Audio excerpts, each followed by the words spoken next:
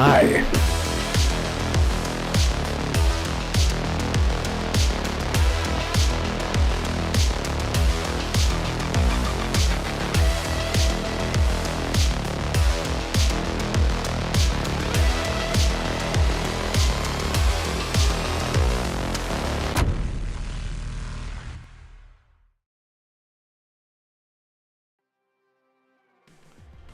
Welcome, everyone.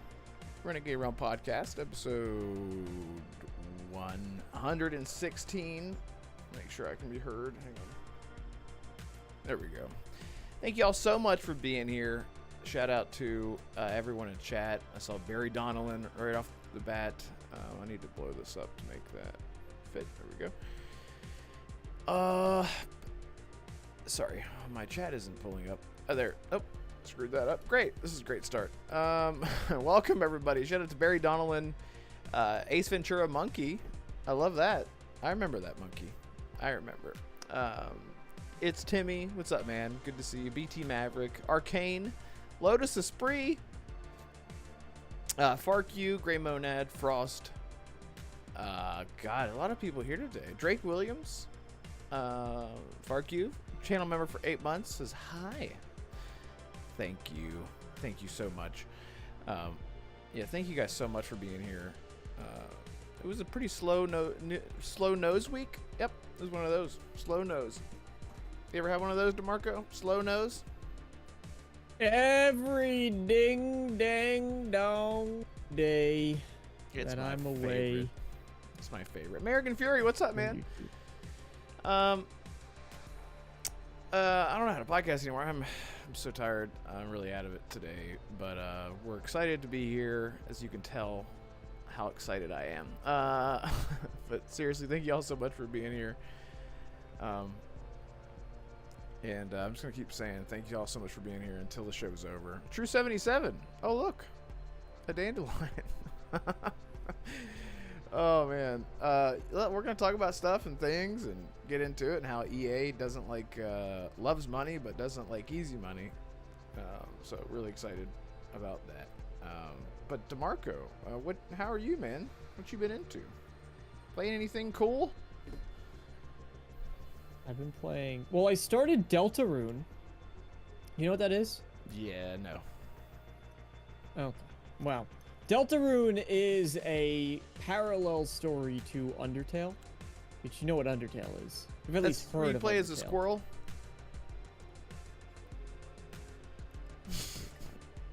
I thought you play as a little rat or a squirrel or something. A squirrel with a gun? I thought Undertale was the first-person game where you play as a squirrel. Well, it's certainly not first person, and you're not playing as a squirrel. And it's a pixel art story-driven game by Toby Fox, and it's incredible. And that's the guy who played Spider-Man. It is considered to be one of the best games ever made by yours truly. But the guy who made that game, it was made by a gentleman called Toby Fox. He's an indie developer. He's a team of a few small people, but I think it's at most like 4. But almost everything really is done by him, to my knowledge of it. And he released a spin-off game to Undertale, and it's called Deltarune, which is just a what's the word? Anagram for Undertale. Deltarune Undertale. It's an anagram, but it's not a sequel. It's not a prequel, as far as I know. I haven't played through it yet, but that's what people said. It's not really a sequel or a prequel. It's just it's a side story. So there's some characters that like are crossover, but they're not the same, exactly the same characters as they were in Undertale. But it has the same kind of style, the same style, the same feel, the same heart, the same tone. Well, different tone, but the same vibe as Undertale does. It's good, and I'm having a lot of fun with it. And I highly recommend anyway. I don't know how you've never even heard of Undertale. No, I have. Holy hell, I swore like to legendary. God that is the game where you play as like a squirrel or something, and you're like traveling through tunnels. Am I thinking of the VR game? where you play as a squirrel? I don't know what game you play as a squirrel other than squirrel with a gun. Someone Google this. I am not crazy. There's a game. It might be a VR game where you play as a squirrel or something, and you're traveling through hollow logs and whatever squirrels do. Anyway. So anyway, Deltarune is a lot of fun. Played plenty of the Battlefield 6 beta, which I enjoyed. Not enough to buy it at $70, but I did enjoy it. Who'd you play it with? Can't remember. Very forgettable. And I've actually been playing a lot of Minecraft, believe it or not, actually, recently. I don't know why the nerve just struck me. I was like, I need to do something calm. It's chill. Fun. Yeah. The vibe for Minecraft struck me. I think it's fading unless like I was doing it with somebody who was like, I really want to do and build these cool things, and was like kind of taking it seriously. But it's definitely fading because I got like the basic setup. I built a little house. I built a little farm. I got some cows. I did all the simple stuffs. I'm not interested enough to go out and keep dying trying to find diamonds over and over and over and over, because that game is kind of brutal. It is. It's you just die. kind of all brutal. Of a sudden. You think you're safe, and then a creeper blows you up, and then if the creeper doesn't kill That's you, it. And knocks you into the lava. then there's a skeleton around the corner that Yeah. just poop, and you're just like, God damn. And you have iron. I have iron armor on. I'm walking around. I should be like, I'm pretty sturdy. Nope. They just, you're dead. I go, oh, okay. That's and so I've died so many times, and sometimes it was fun. Like I had this one gigantic cave I was exploring, and I just referred to it as the Mines of Moira, and I kept trying to go to the Mines of Moira, and then I would die in them. I'd be like, this is why nobody goes back to Moira.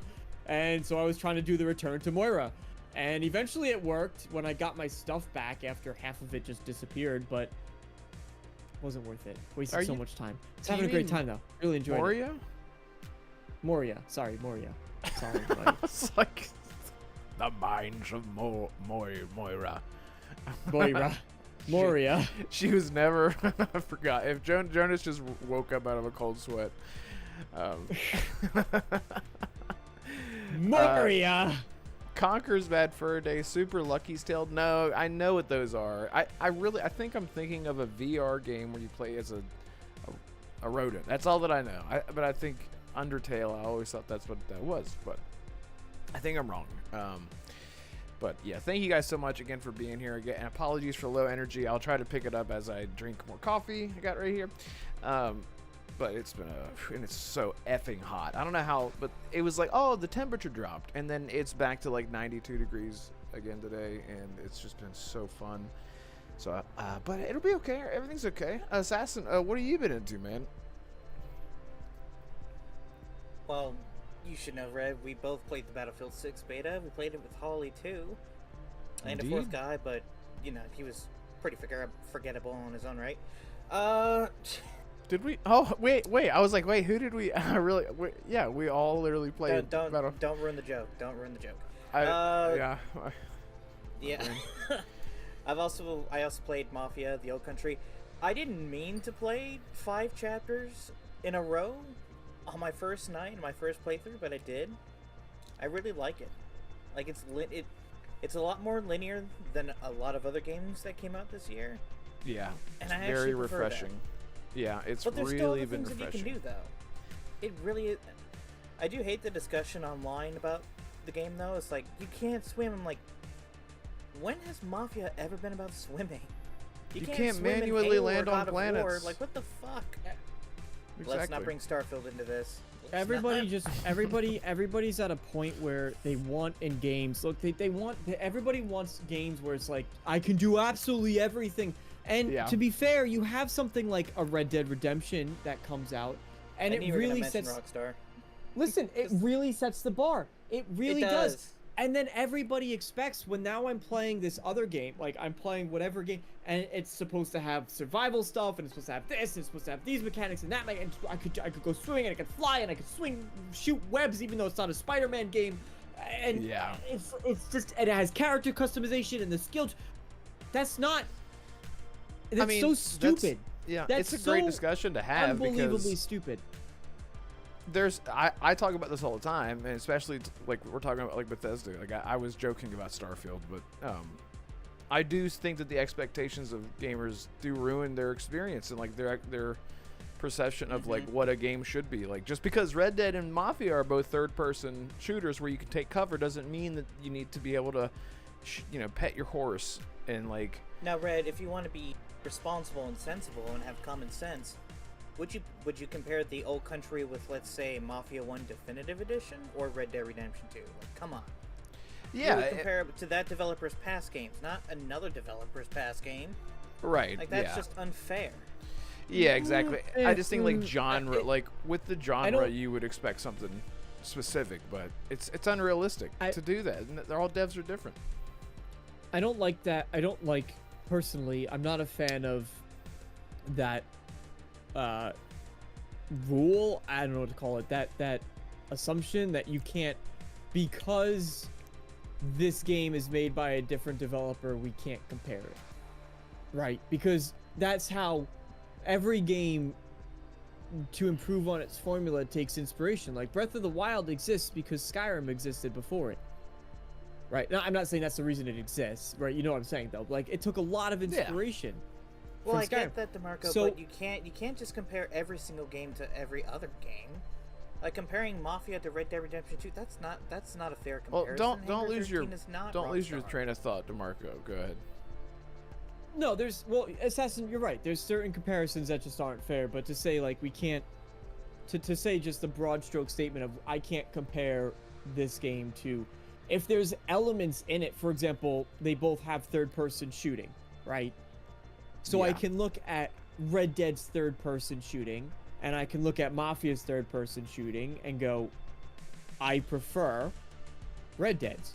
Or I haven't played Mafia the Old Country yet, but maybe it's just straight up better, right? It just feels better to do that. It's not, but it's fine. Well, I like it more than the original. The melee I know that there's melee combat in both games, right? You could go in with your fists, start punching things, or a knife and start swiping things, right? Maybe it just feels better in one game over there, right? That's a fair. So you can still find areas where it's okay to compare, even though, well, Mafia's not trying to be Red Dead. It's like, well, they're trying to do some of these elements. They're trying to do a similar thing, and one can do it better than the other.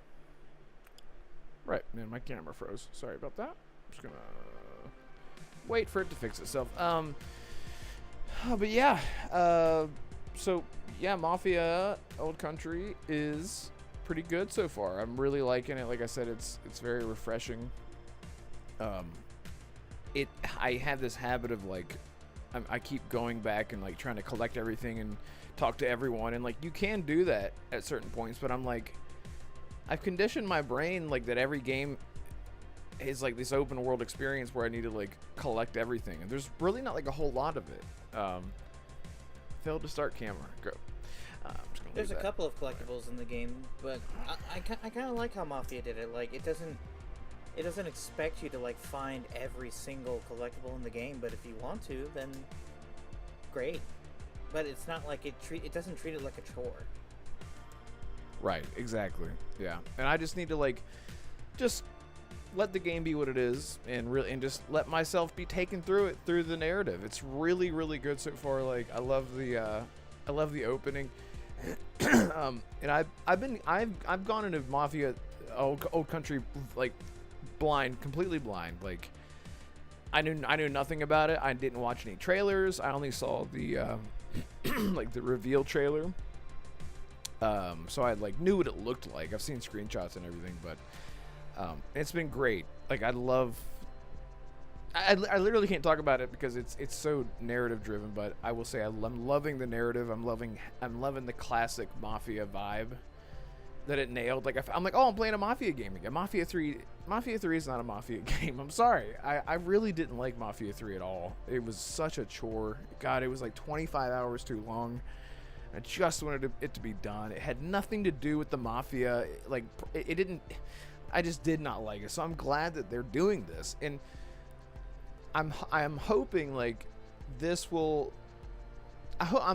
I've been dying for an 80s open world game for so long. I was actually wanting an 80s open world, or sorry, an 80s vibe. I'm sorry, I'm trying to think. GTA 6, I was hoping that it was set in the 80s, is what I was trying to say. Like classic Vice City. That's what I was going to ask. Like, were you hoping that it was going to be set in the 80s? Like, yeah. Like I really City, was. like, And I was like, with the limited tech in the 80s, you could do like a lot more narratively. I mean, GTA games, well, I would say GTA 6 feels like it is set in the 80s anyway, just from all the marketing that we've gotten from it. So I'm still happy. Like, I was like, whatever, of course it's set in the modern day, but it still feels like it's set in the 80s because like the music and the tone and everything. I'm really happy about that. They but just I'm need hoping to make another Mafia game, another LA Noire game. It's not the 80s. Yeah, but that would love an LA Noire set in the 80s, or the next Mafia game set in the 80s with like an older Lincoln Clay being the bad guy or something like that. Like, I can't wait to see what they do next. But it's been 8 years since Mafia 3, right? Am I crazy? Didn't it come out in 2017? 2016. 2016, dude. And I'm looking at Mafia Old Country and I'm like, what have they been doing? Did they do anything else? Were they a support studio, or like in the interim, or like, I don't know.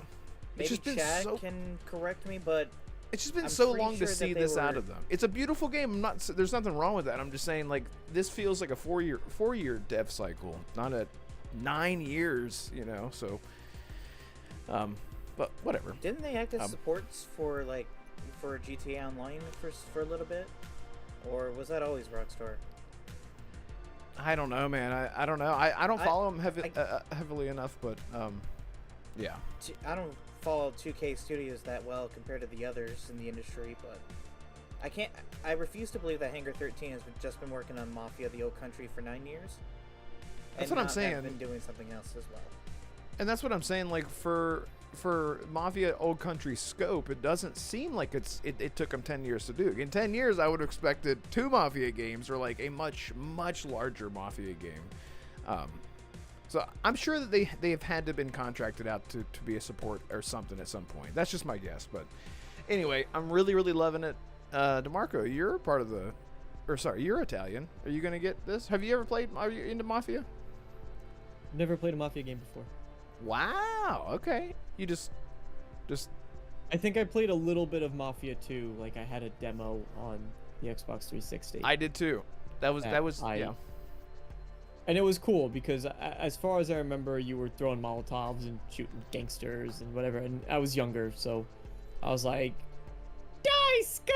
Pew pew pew!" with my little Tommy gun, and like, you know, it was fun. But I've never played a Mafia game. I was intrigued by Mafia: The Old Country because of its smaller scope and the fact that it was avoiding game bloat, which is a conversation we've had so many times on this channel. We've talked so many times about game bloat, and when they said when they said that it's going to be a much shorter experience, I was like, yes, and it was also going to be $50. Yes, but I am 100% the type of person that's like, I can't play it until I played the other ones. And maybe I skipped 3. Maybe I skipped 3. I could tolerate something like that, right? Because I've heard it's really not worth the time. But at least 1 and 2, I would want to get through. Same with like Kingdom Come This Deliverance. one, I haven't played Kingdom Come 2 because I need to play Kingdom The Old Come Country 1. is the prequel I'm with to you. the other two. That's fine, but you know what? My experience with prequels is not a pleasant one because, not to say it's horrible, but I had a friend of mine, and now we're not friends anymore over the. No, I'm just kidding. But I was like, you had a of mine, friend. Damn. Yeah. and there's a friend who wanted to play Halo with me, and I think I've said this before, but we started with Halo Reach. I definitely said this on the show before. We started with Halo Reach because that's like technically before Halo 1, right? Mm-hmm. So, but going into it, it's welcoming for new players for certain, but it felt as though it anticipates that you have a certain level of knowledge about the world, about the universe, about things in it. So I didn't like Halo because that was my first experience to Halo. I didn't like it because I didn't understand anything. And it's not like Mass Effect 1. Mass Effect 1 drops you in that world, but that's how Mass Effect 1 starts. Right. And I'm like, okay. And you just gotta adapt or you don't like the game. It's strange. Like, Halo Reach almost expects you to already know. Like, it feels like you should already know what's going to happen next in the sequel. Whereas, like, a prequel should set up the next game. I totally understand what you're saying. Reach is like Spartans everywhere and Halsey, and you're like, who the fuck? And then you play one, and you're like, and who's that anyway? Well, now I'm even more. I never thought of it like that. I can totally see that. But as an Italian, it is my job to eventually play Mafia. But I figured I would do it when I'm older and more curmudgeon-y, and I actually, if I start and I need to develop an accent. You start talking like this, I think it's about time for me to start the Mafia games. I know why I sound like. There you go. Who's that guy from that movie there? The little guy. Can't remember his name. Anyway. What, you think of the guy from Home Alone? Yes, that's literally who I'm thinking. Joe Pesci. That's what I'm thinking. You literally knew exactly. What do I sound like? The Old Tell me how I'm Country's funny. characters, though. I have never had so much aura farming from a cast of characters in a game in a long time. What is aura farming? Farming. I'll just tell you about it. It's basically how you measure a cool factor.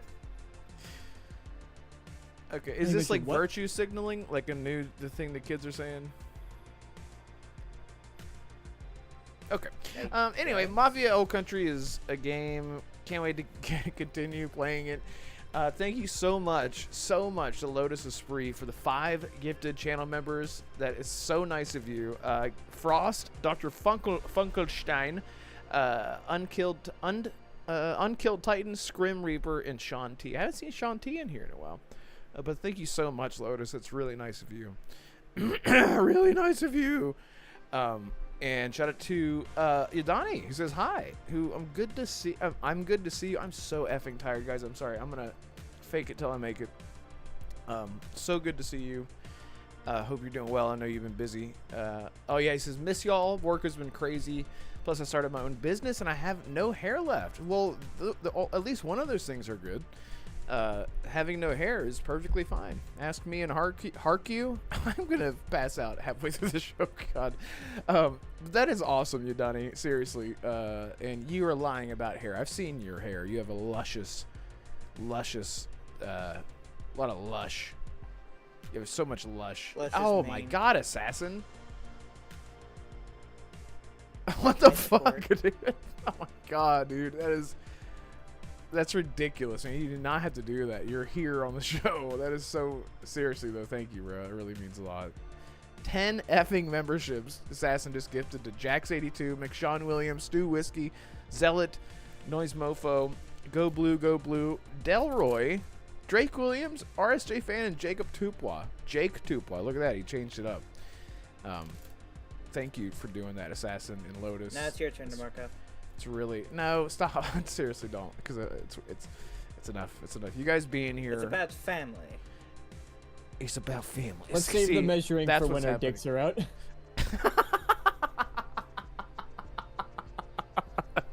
We can't do that. He'll get banned. I mean, hey, let's do it live on air. I'm tired enough to do anything. Yo, Donnie. Oh my God. The mailman delivers, he says. Yes. Frost says, thanks, Lotus. No, seriously, I appreciate you guys just being here. You don't have to do that, but I appreciate it. It's really, really nice. Joe Pesci. Anyway, speaking of measuring dicks, Mark Darrah is huge. He was a BioWare dev, if anyone doesn't know. Mark Darrah worked on Dragon Age Origins, and a lot of other massive BioWare games, and he's been very outspoken. He's got his own channel. I really like Mark Darrah because he's just like no nonsense kind of dude, but also he you can tell he knows what he's talking about. He was on Mr. Matty's channel, and he did an interview that was great. I loved listening to that interview. It was really great. And Mark Darrah was talking about EA and their understanding of the games industry and how they're very just corporate, and which come no surprise. But they're very much like, does it make us money? I don't care what it is. They don't care about that. Mass Effect Legendary Edition apparently was like more of a passion project that they had to like squeeze out of EA to get to happen. And Mass Effect Legendary Edition did incredibly well. It sold incredibly well. And Mark Darrah whenever he was talking to Maddie in that interview, he was saying that EA seems to be totally against remasters and remakes. They think it's a waste of money. And after Veilguard came out, it's just been sort of like just silent from them I feel like Dragon Age is dead, but you would think that in order to rekindle some good faith for that IP, that they would look at Mass Effect Legendary Edition and say, can we at least do this on a smaller scale for Dragon Age Origins? Give a nice modern reset or remaster to Dragon Age Origins, everyone's favorite Dragon Age, still my favorite Dragon Age. It just doesn't make any sense to me. And of course, Mark Darrah was with BioWare years ago, so this is even before Mass Effect Legendary Edition, obviously.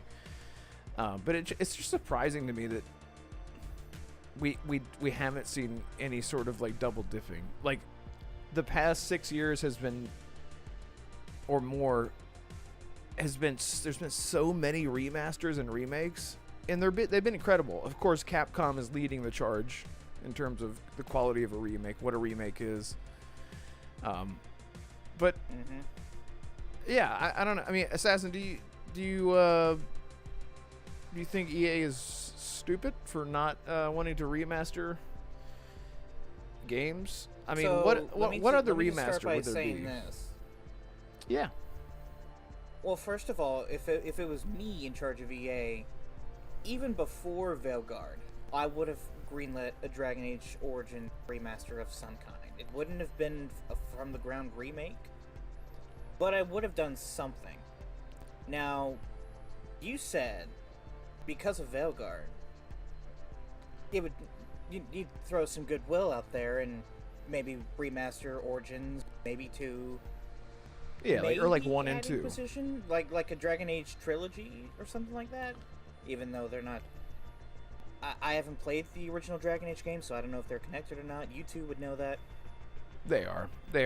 But if EA put Dead Space back on the shelf after the successful remake it had, there's no way in hell Dragon Age is coming back. At least not this gen, maybe not next gen.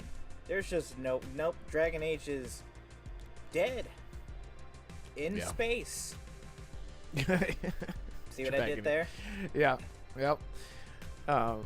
Yeah, and I tend to agree. Yeah, remember when EA said that Dead Space 3 had to sell 5 million copies if the franchise had to continue? It did not sell 5 million copies. Which is Dragon Age just to insane Veilguard, to me. I doubt even. I don't think Dragon Age to Veilguard did even a fifth of that. I don't even think it sold more than 1 million. You know what? Scratch that. I think it sold somewhere between 1 million to 2 million, and I don't think it's gotten any more sales since. And it's that same old school shit mentality that Square Enix has. Like we wanted to make $10 million. We made $9.9 million, so it's a failure, and we're shutting everything down. Like that's how it always feels. It's like, and even by the way, Capcom was like that for years, and now they've been doing so well that they're just like, let's just keep doing what works, and they have quality at least. But with EA, they're just like in this spiral, and the only thing that's making them money is their sports games. So, and I don't think, and I don't know if anyone, I want to get your thoughts too, Marco, but I just wanted to say, I don't know if anyone follows the financials for Madden and FIFA and stuff like that.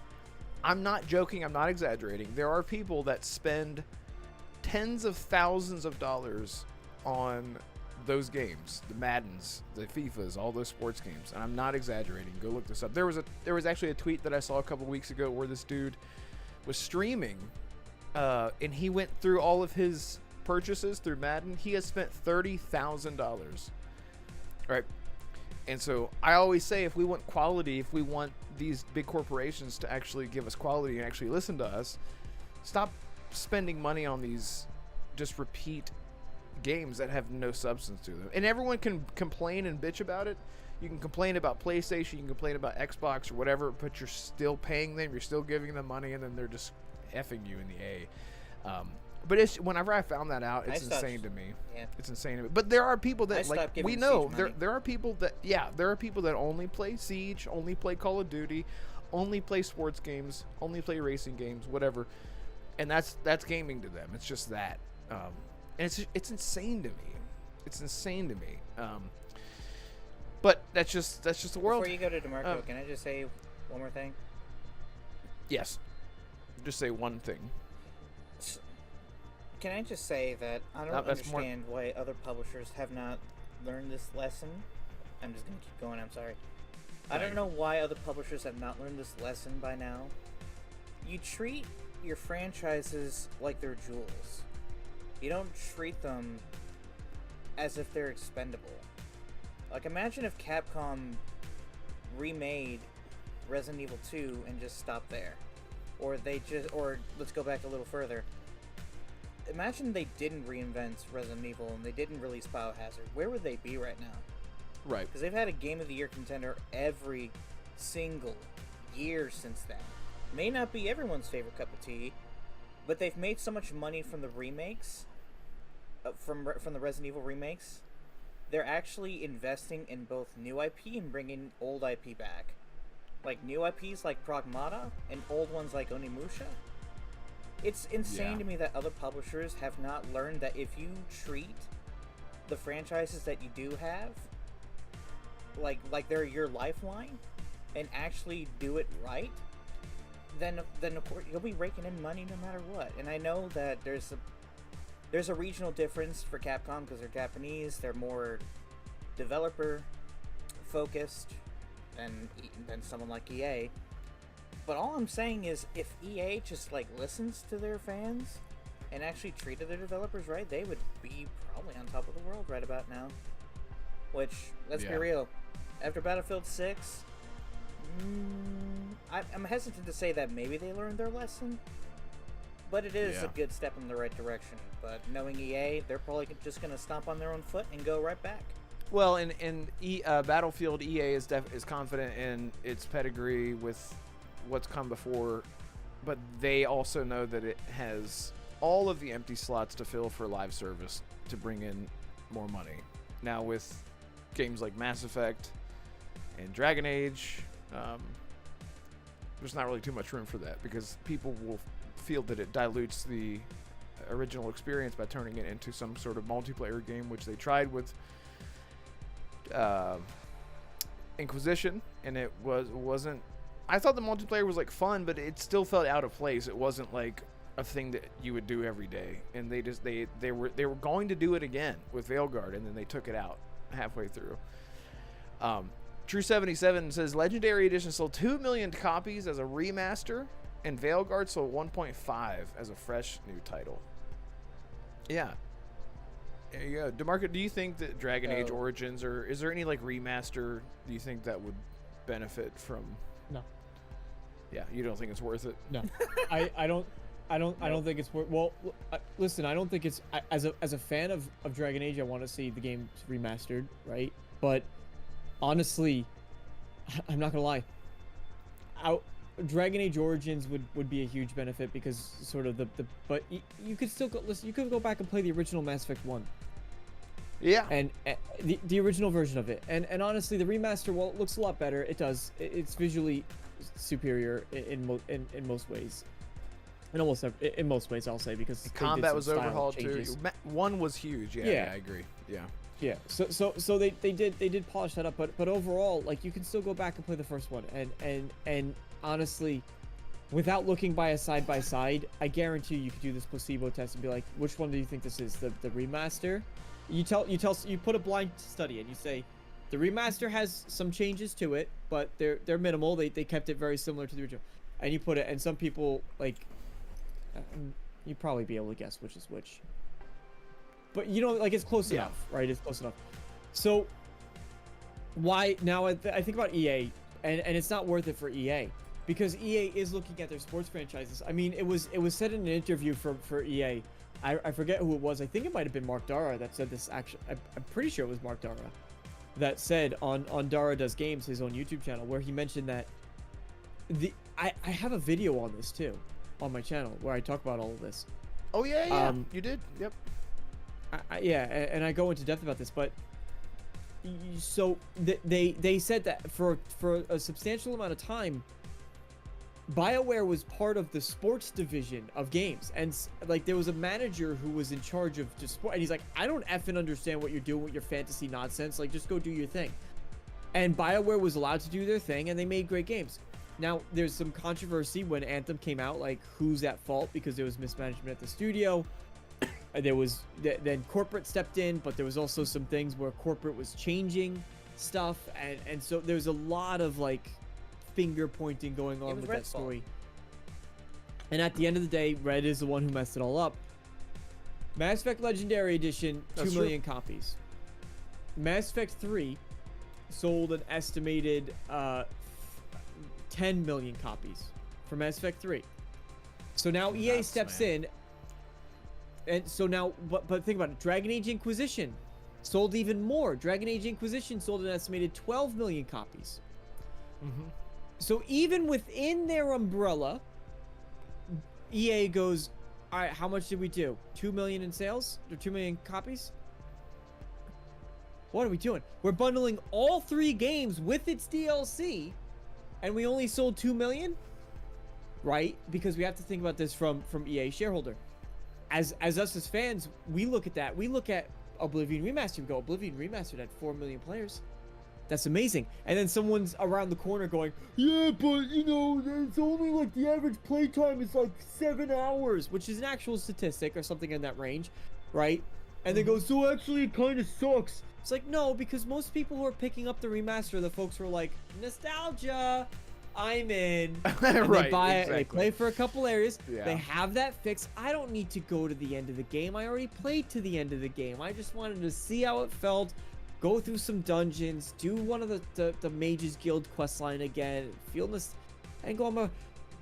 Mass Effect's a bit different because it's story driven. You go back, you know, there's choice and consequence. There's not really a lot of choice and consequence in any Bethesda game, really. It's just that open-ended, and your decisions don't really matter in games, right? Which I Well, don't it like has an about them. effect. And I don't. That's one of the things I don't like about Bethesda games. But you know, it's so open. You could go back and do multiple playthroughs. BioWare games have the advantage of being choice. So you think, okay, they should have sold more. They didn't. EA looks at that and goes, we're not gonna to what? Sell another 2 million copies?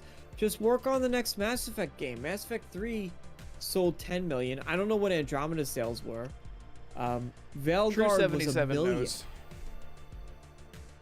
Veilguard was around 1 million, which is dismal, to be honest. Really, for a really Dragon Age bad game. in the gaming industry. Yeah, and For it a had Dragon a Age massive budget with multiple teams that totally screwed the game So- up. But yeah. So that was just horrendous. So and then you have juxtaposed again, and it's the same fear that I have with Microsoft now that they own Call of Duty, right? Because the line for EA sales is up here, because they look at well, we don't have exact numbers, but EA Sports FC 2024, because they lost the rights to use FIFA in the name. They didn't want to pay for them. That game, they were worried. Everyone was like, oh, it's not going to do as well because FIFA's not in the name, blah, blah, blah. They grew 7% in their first year of sales. In their first year, they grew 7% from FIFA 23.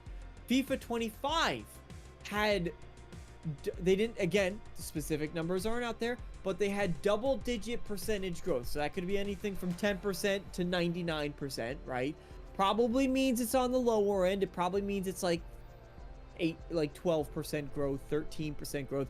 But you have to keep in mind that these titles are already juggernauts.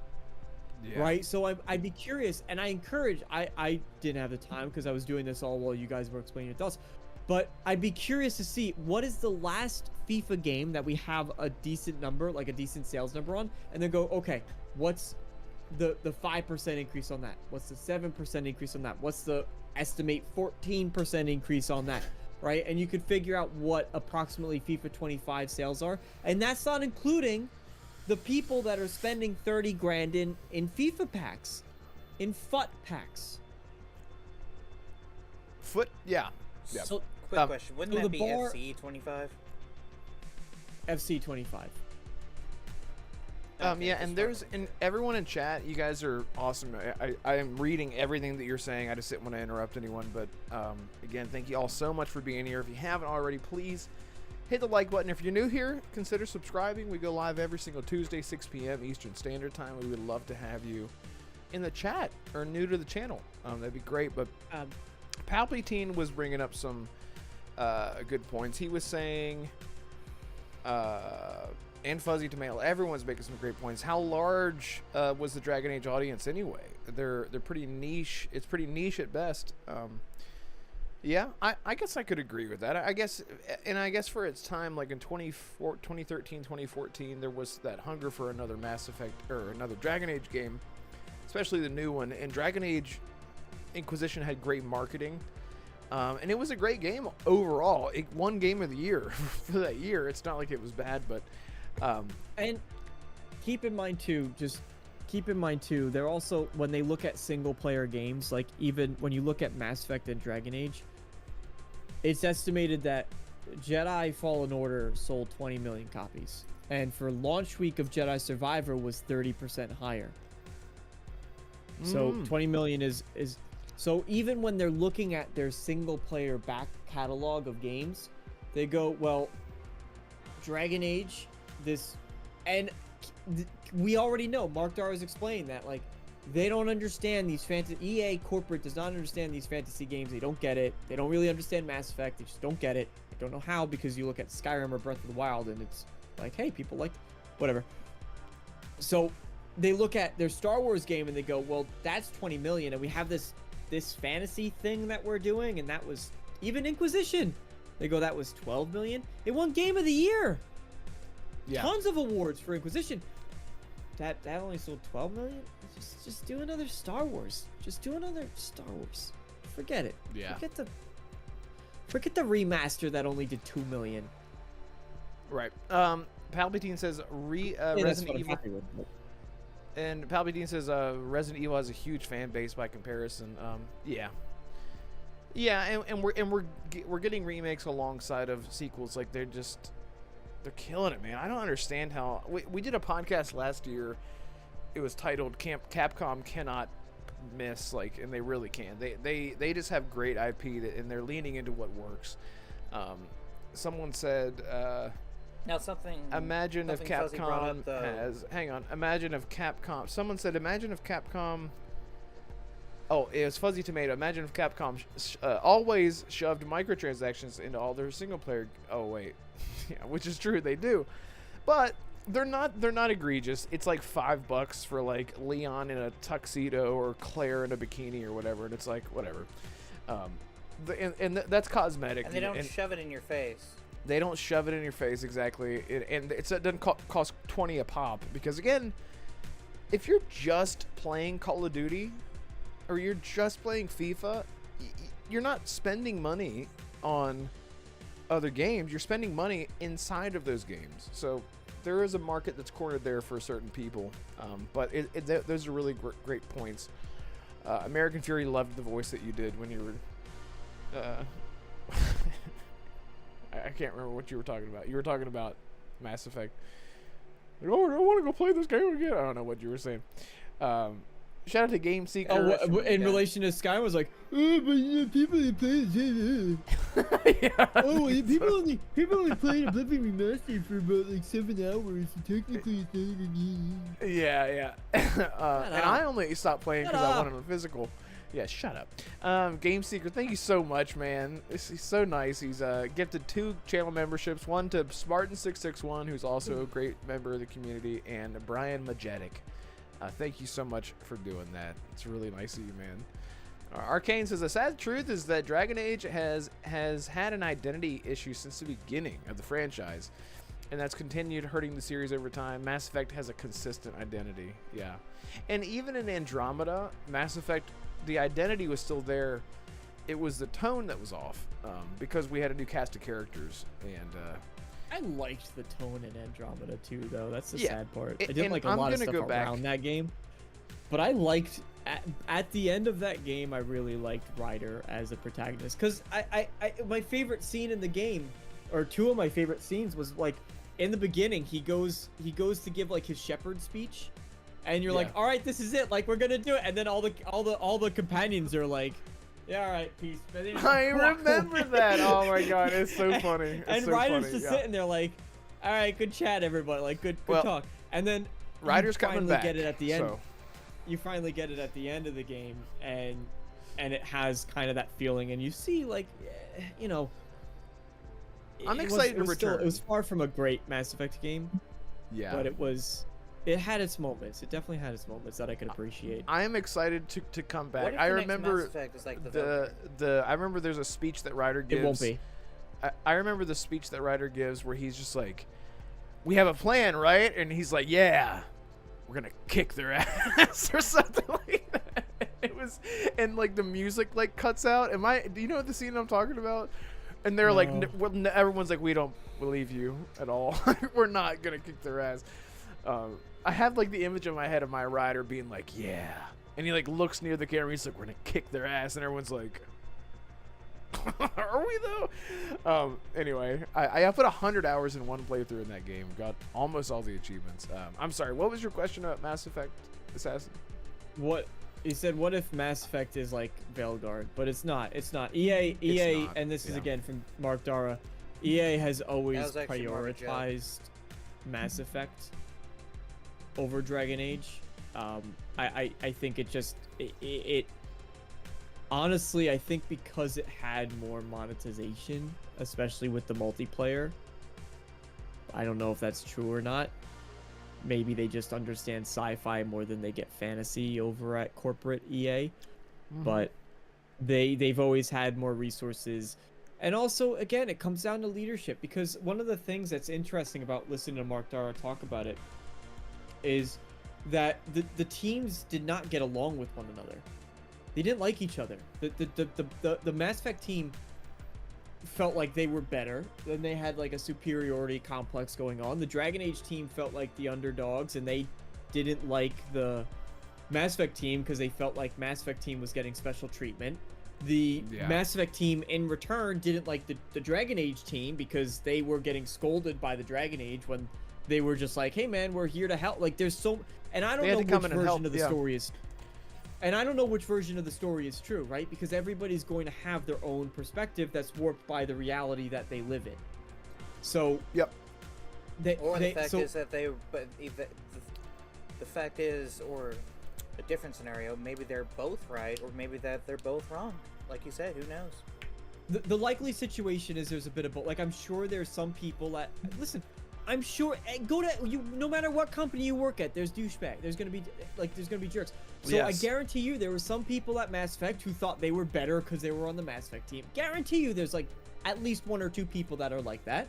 I guarantee you there's some people on the Dragon Age team who had too much pride in Dragon Age. So they're just like, yeah, everybody, and they probably felt a bit bitter that people like Mass Effect, or seemingly like Mass Effect a bit more. It did better instead, and like, and then on top, you think like, well, Dragon Age had 12 million sales, right? Did really well, respective to Mass Effect, like the BioWare games. So some of them probably looked at that and went, we sold the best game, so why aren't we getting more attention, Daddy EA? Like, please. Yeah. Daddy Wilson. Yeah, that right? Veilguard question was more of a joke, DeMarco. My actual question was actually something different. But it's a serious conversation. It's a serious conversation, though. What's your actual question? My actual question is, let's say that Shepard is in Mass Effect 5. Do you think that it'll... And Ryder is there, too. Will you let me finish? No. Everyone's coming back. Confirmed. Okay, so let's pretend that they're not. Let's pretend it's a new cast. Like, there is no Shepard, there is no Ryder. None of the supporting characters from the previous 4 games came back. It's a completely different cast. Do you think that it'll be easier on the Mass Effect team doing that? Or do you think it'll be harder? I personally think it's harder. I think you stick... and this is hypothetical, so I'm not going to be like, well, they actually said developers. Mark is going to say that Shepard's not coming back. Well, this is a hypothetical question that we know nothing about Mass Effect 5. So let's just pretend like we don't, and let's say that it's another brand new character. It's not Ryder, it's not Shepard, and it's 700 years in the future. The guy's name is Commander Red, yeah. Which that'd be fine. I think it's much difficult to buy into a universe that's so far separated from what came before. Like, you could look at something like Star Wars, or even Lord of the Rings, where you can't just set something in the universe completely separated from legacy characters and references to large events that connect to everything that you love about the IP as a whole, and expect success out of that. So with Andromeda, they were really smart with Andromeda. True 77 is saying I loved my second playthrough much more, and I think it's probably because you understood what you were going into. What they did so well with Andromeda that was smart is that they gave you a new character, brand new cast of characters, set it in the future, and tied it in with everything that came before with Mass Effect. So it wasn't like it was this foreign team. You don't know where everyone comes from and what are they doing and why are they here. It tied it into Cerberus, it tied it into Shepard, it tied it into the Quarians, it tied it into everything was tied in, even though it was a completely separate story, and they did it really well. They were really smart with their approach. But as far as Mass Effect 5 is you go ahead. What's crazy about that is all they needed was like the intro's 15 minutes, right? And you're leaving the Milky Way like within the you're doing it right off the bat for start, so it's like maybe a 7-minute cutscene or something. Yeah, in the very really very beginning, yeah. if that. And then it's just some audio logs, right? Because you have some audio logs that you go through the game, and you get to hear about it, and like Liara cameos, the voice actress for Liara, and she's there. And Shepard too. Shepard's in it. Yeah, Shepard's in it. It's another audio log. Well, okay, I might be. I guess I forgot it. I'll send you the clip. But go ahead. But it was just a super. But what that is, what you're talking about, Red, is its consistency. Because too often the issue that these IPs go through is that they're like, we're gonna do something different, and we're gonna disconnect it we're gonna have that whole new cast of characters, but it feels tonally different. It feels like logistically different. It feels like the rules are different in the universe that they've established, that the rules have changed for some reason, somehow, in some way.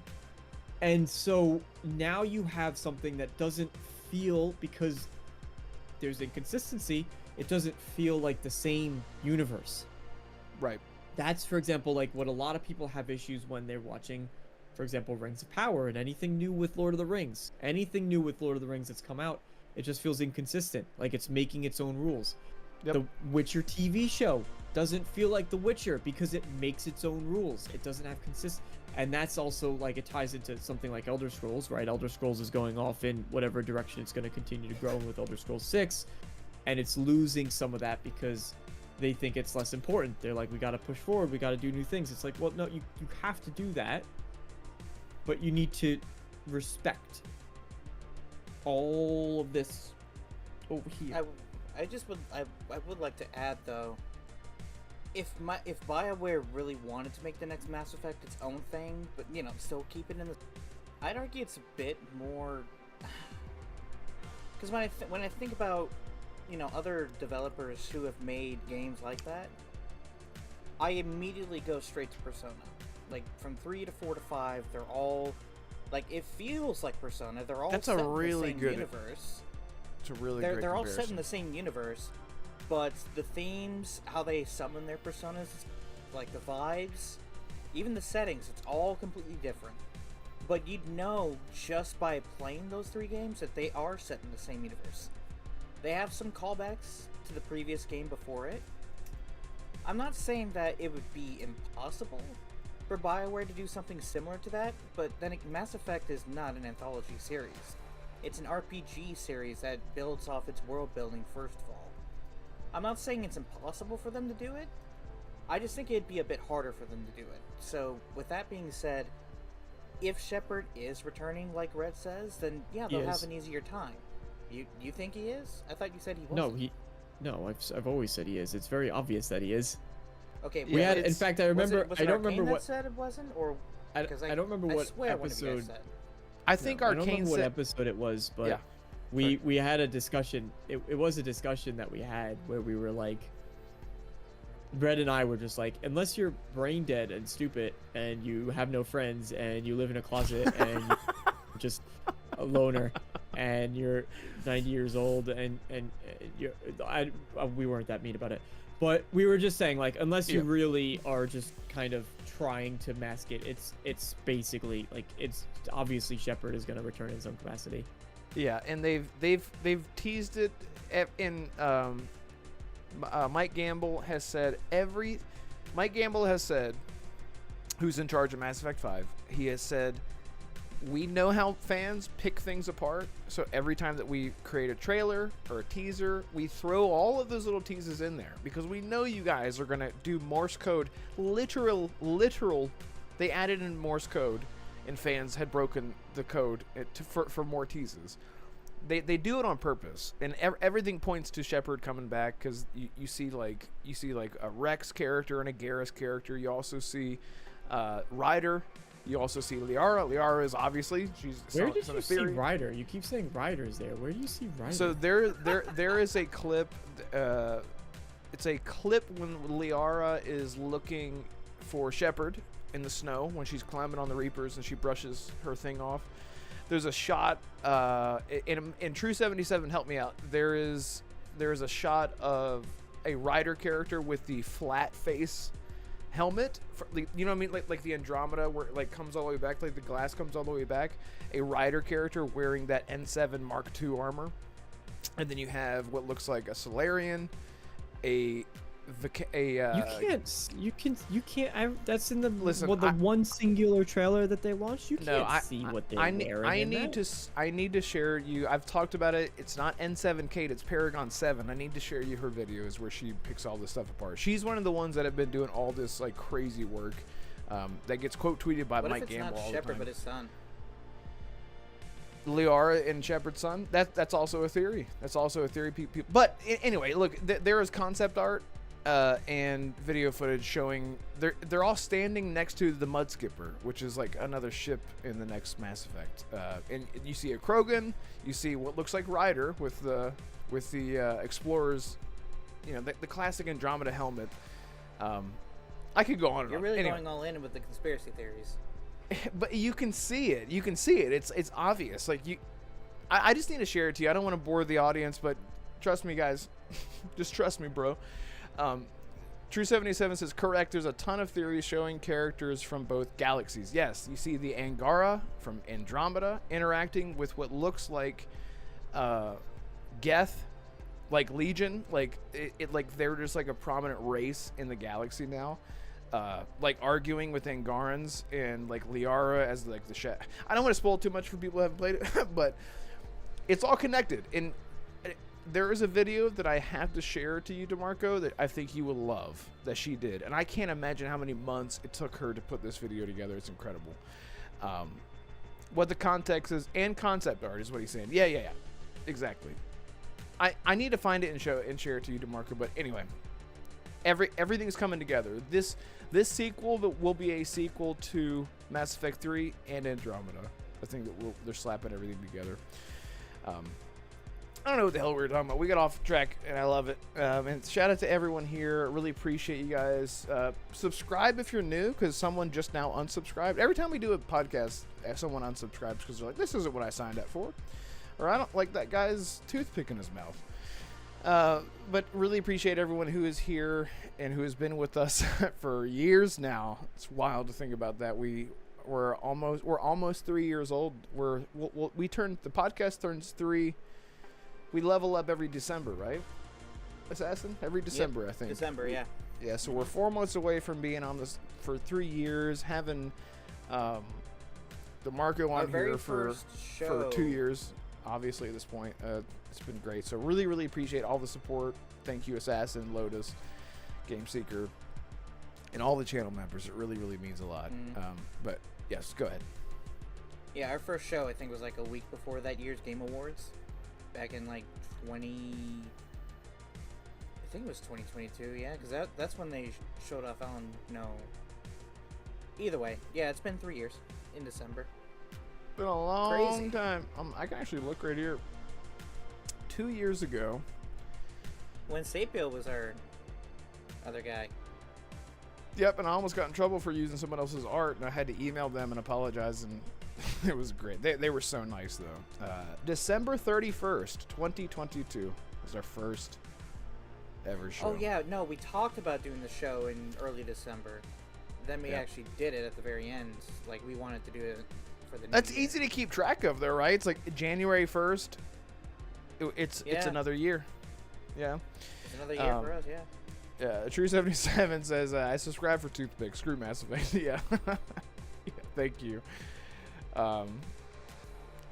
Ace Ventura Monkey. I never noticed a toothpick. Oh, yeah. It's an oral fixation. I used to smoke years ago, and then it's just like it's just become a thing now. I have to have something in my mouth. Giggity. But, hey, speaking of mouths, Max Payne Remake 1 and 2 is coming out, and for everyone who doesn't know, James McCaffrey was the legendary voice behind Max Payne that came out in 2001, wasn't it? The first Max Payne game, I think. Wasn't it earlier than that? Wasn't it like 99 or something? No, I'm pretty sure it was 2001, 2002, I think, is Max Payne 1. But anyway, James McCaffrey sadly passed away last year, which is just crushing because he's just such a... God, he just has like one of the most iconic voices as Max Payne and many others in the industry. So Max Payne 1 and 2 have been in development as a remake, have been in development for a while, even before his passing. Obviously, I think what they're doing is they're giving this the Virtuo Studios Metal Gear Solid 3 remake, where they're keeping the voice lines. They might do some up-resing with the audio quality and whatnot with the voice lines, but give it that coat of paint that makes it look fresh. And it's funny, I actually went through Max Payne 1, 2, and 3 back to back about 2 years ago, because I didn't want to feel like a fake fan. I'm like, I played these, but I never beat them. Anyway, apparently there's reports that it's doing great. It's doing really great in development. It's coming along, and I got the bullet points. Yeah, take it away. All right, so Remedy's. I don't know if this is an investor call. Oh, Remedy Entertainment's half-year financial report from January to June of this year. Here's the current development status of their games. Control 2 development is on track towards meeting its next milestones. The current focus is now on gameplay, environments, and missions. Let's see. Max Payne 1 and 2 Remake project continues its progress and remains in full production alongside Rockstar Games. Control's lifetime sales has reached 5 million copies. And finally, FBC Firebreak launched succeeded technically, but commercially were unsatisfied with the launch phase consumer sales. No surprise, since they were both on PlayStation Plus and Game Pass. At least to me. Regarding that, yeah.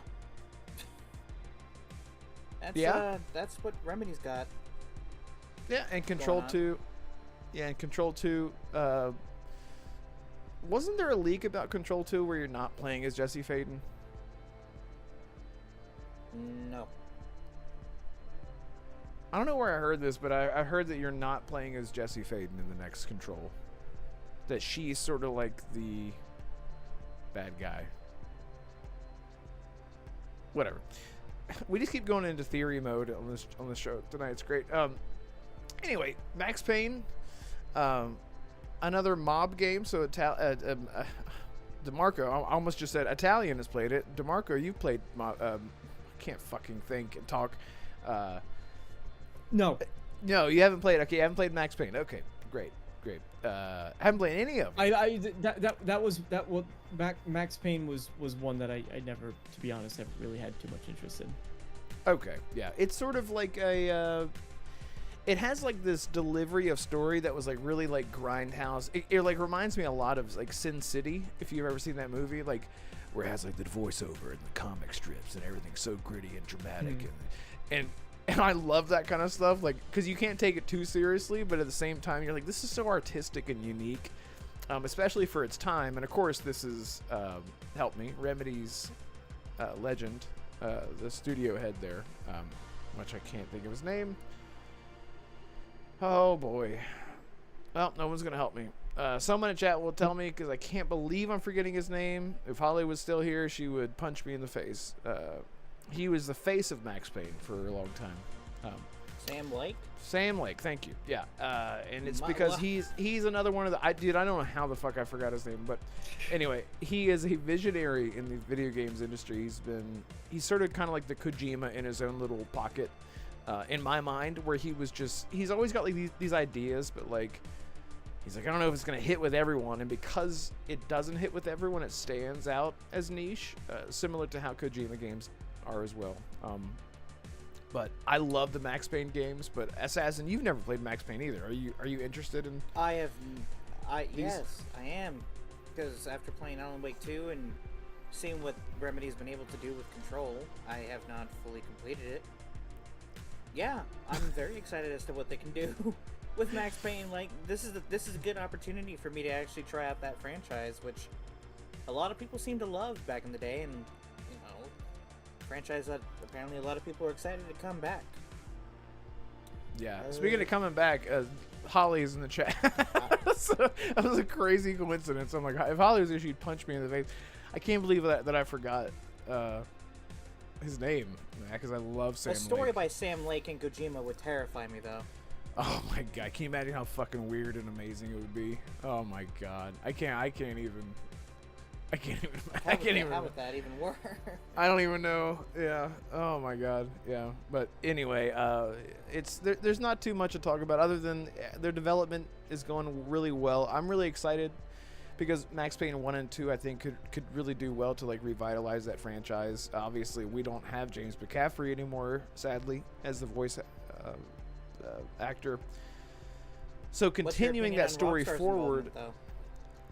I mean, is there more controversy with Rockstar's involvement? Because I know they always had like a really tight leash on Remedy, even going after them with the lawsuit because they had a fucking R in their logo. So stupid.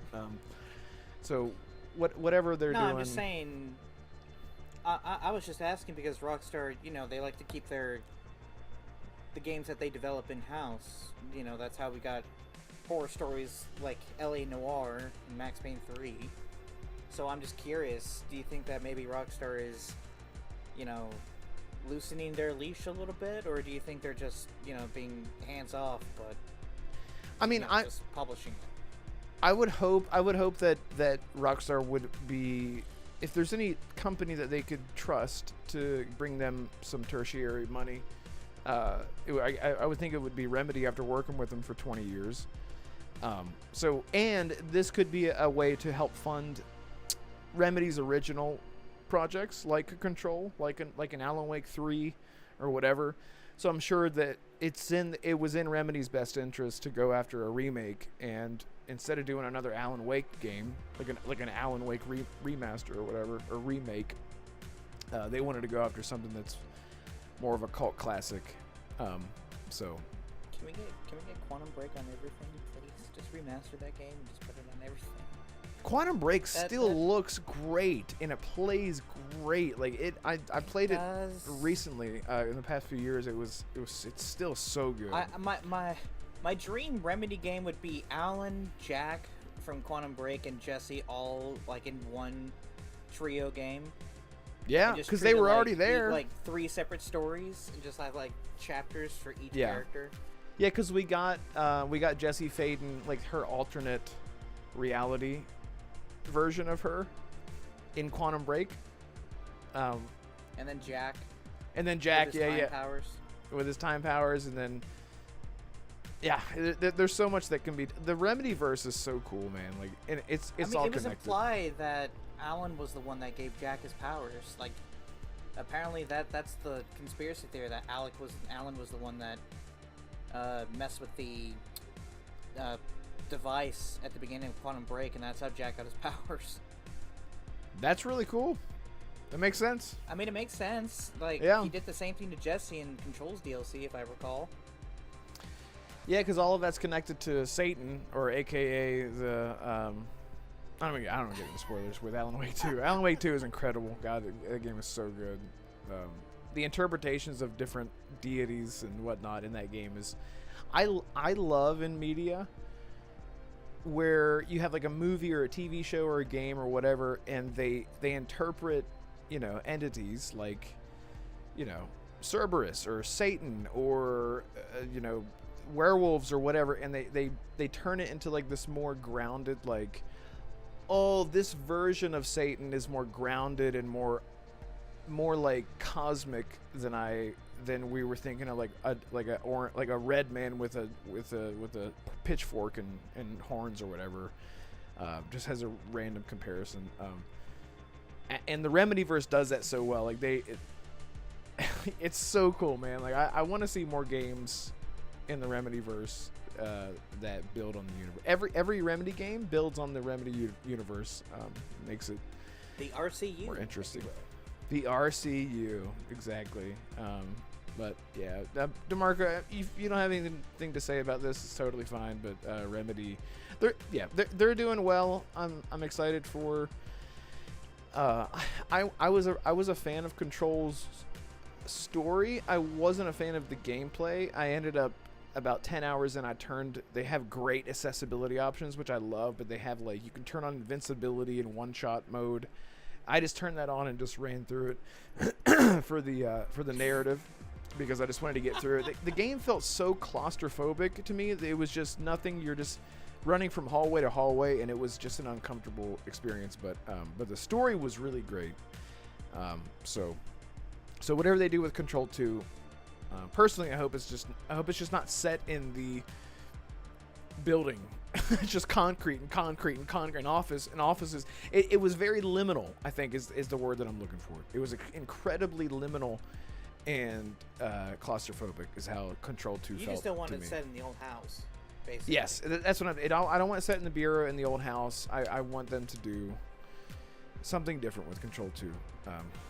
But I'm still really excited. I will play and buy every single Remedy game ever, because they're just masters of their craft. And Sam Lake's, like I said, I think he's a visionary. I think he does incredible stuff. You're gonna break Arcane. Is Arcane freaking out? Oh, because what I'm saying. No, but you know how much he loves. Like Remedy. Oh, Sam Lake. Yeah. Yeah, he likes. Arcane became a Blade fan before ever seeing Blade, simply because Arcane is working on a video game. He's like, I'm a Blade fan. I'm like, you've never even seen the movies. Shout out to Arcane. That is He's great. Fair. Yeah. Can I just say the one sad thing about this whole thing? Yeah. I was kind of hoping that maybe they'd mention something about, potential Alan Wake 3, but you know what? I'll take what I can get.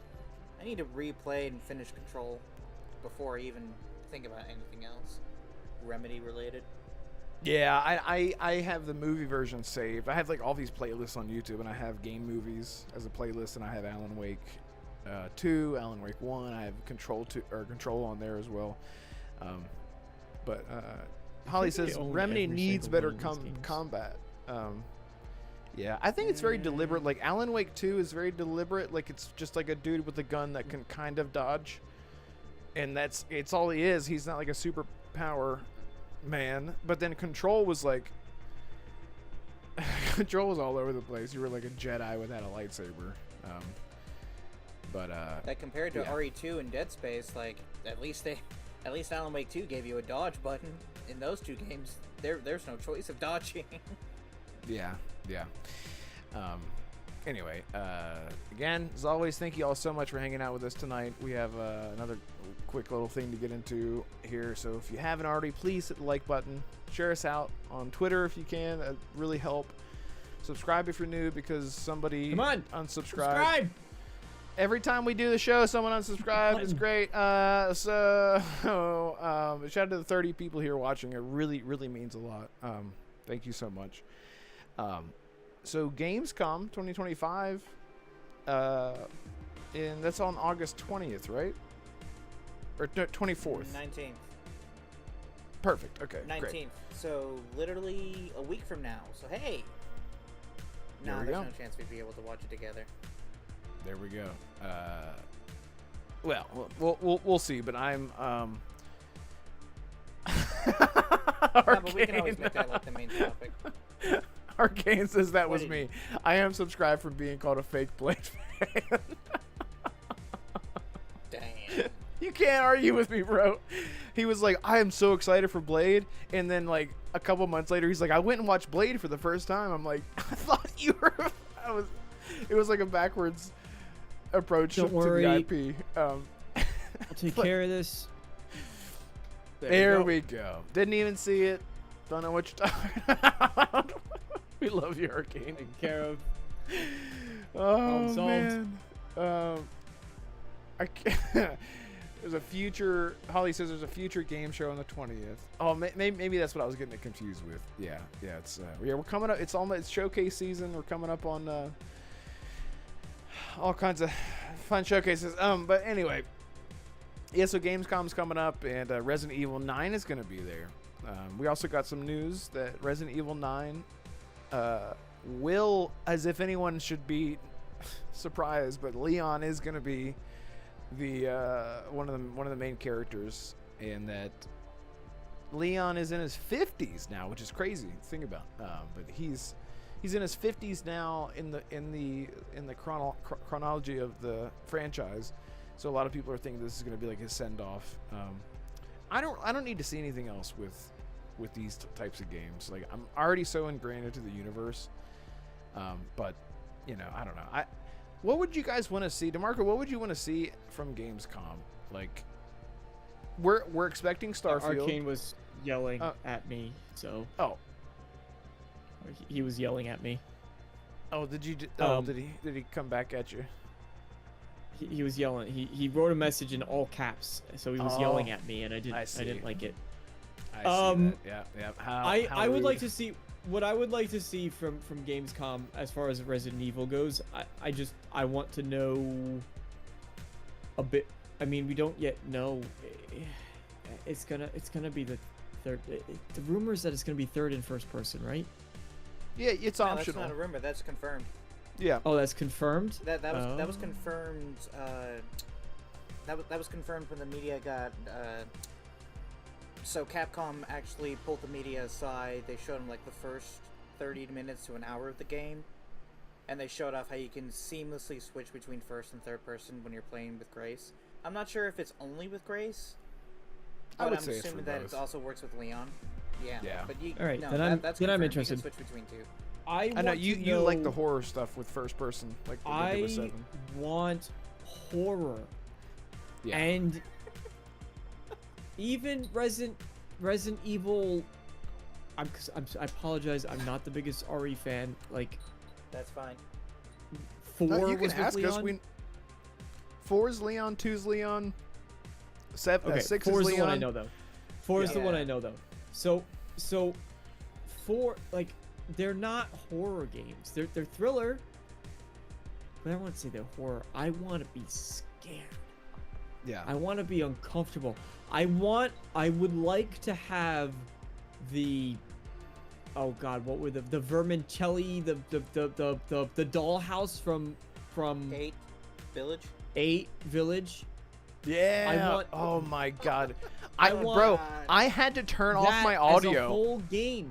I had to turn off my audio to get past that part. It was so scary to me. I could not handle it. I could not handle it with that baby crying and shit. I was like, nope. I just could not. I could not handle it. I love that. I love being that scared. Now he's- I'm with you. I'm with Arcade, listen, you keep complaining. I can't. What did he say? Oh my god. I can't even see what he said. He swore in chat. He said WTF. You can't he cuss. swore in chat. You know you can't fucking cuss on this show, Arcane.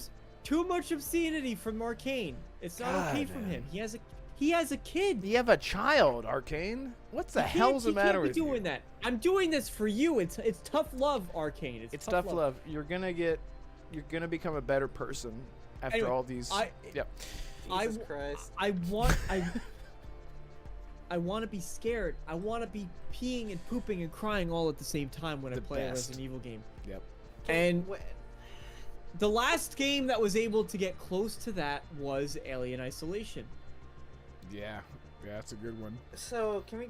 And it's been a while. It's been a while since Alien Isolation. I want another.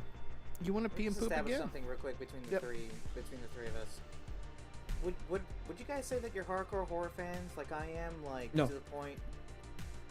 So no? Yes, I am. You Red? A massive horror fan. Yeah, it's like my favorite genre of like anything. So the thing is, Red, like playing games like Resident Evil, Dead Space, Silent Hill, Alan Wake, watching the movies that inspired them.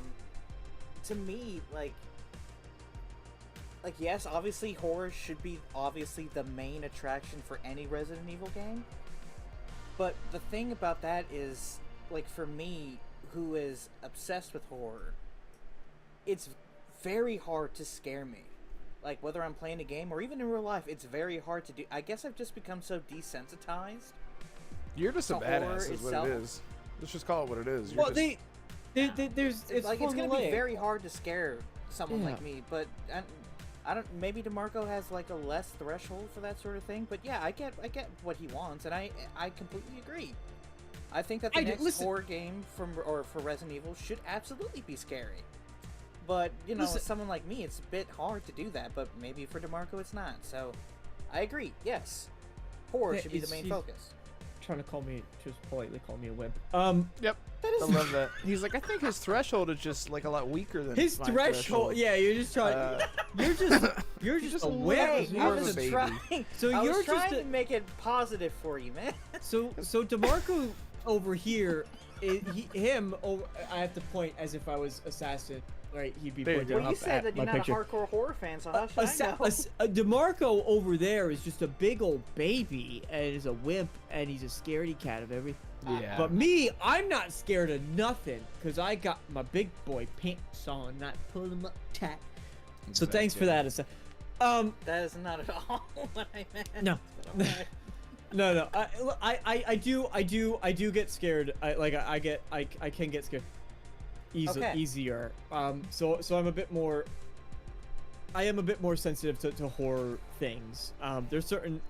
I wasn't like too scared to play RE Village, or I know Biohazard was scarier, which I watched a Let's Play of it, so I was spoiled on that. But you never played it. Biohazard? No, I never played it. I played it in VR. But I've talked about this a ton, but yeah, go ahead. Sorry. Of course you did. So I do like Amnesia: The Dark Descent. Phenomenal. Alien Isolation got me because what worked about that game as far as scaring you was you knew that the AI was pretty intelligent. Yeah. So you knew that you couldn't. And that's what made it scary, because when you're going around, and also you need good headphones. I remember I had a pair of headphones that were better. I think they were these are really good. These are Arctis Nova Pros, and they're great.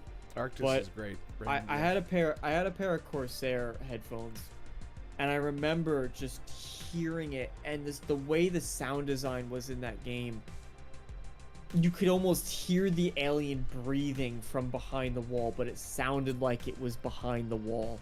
And you would hear it like skittering across the roof, like above you, and the headphones. And the footsteps, with the thump, it's like oh.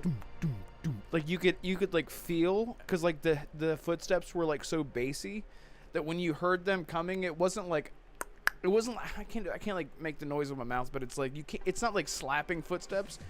it was like you felt the scale of an alien because how big and like like stomping around how big they were.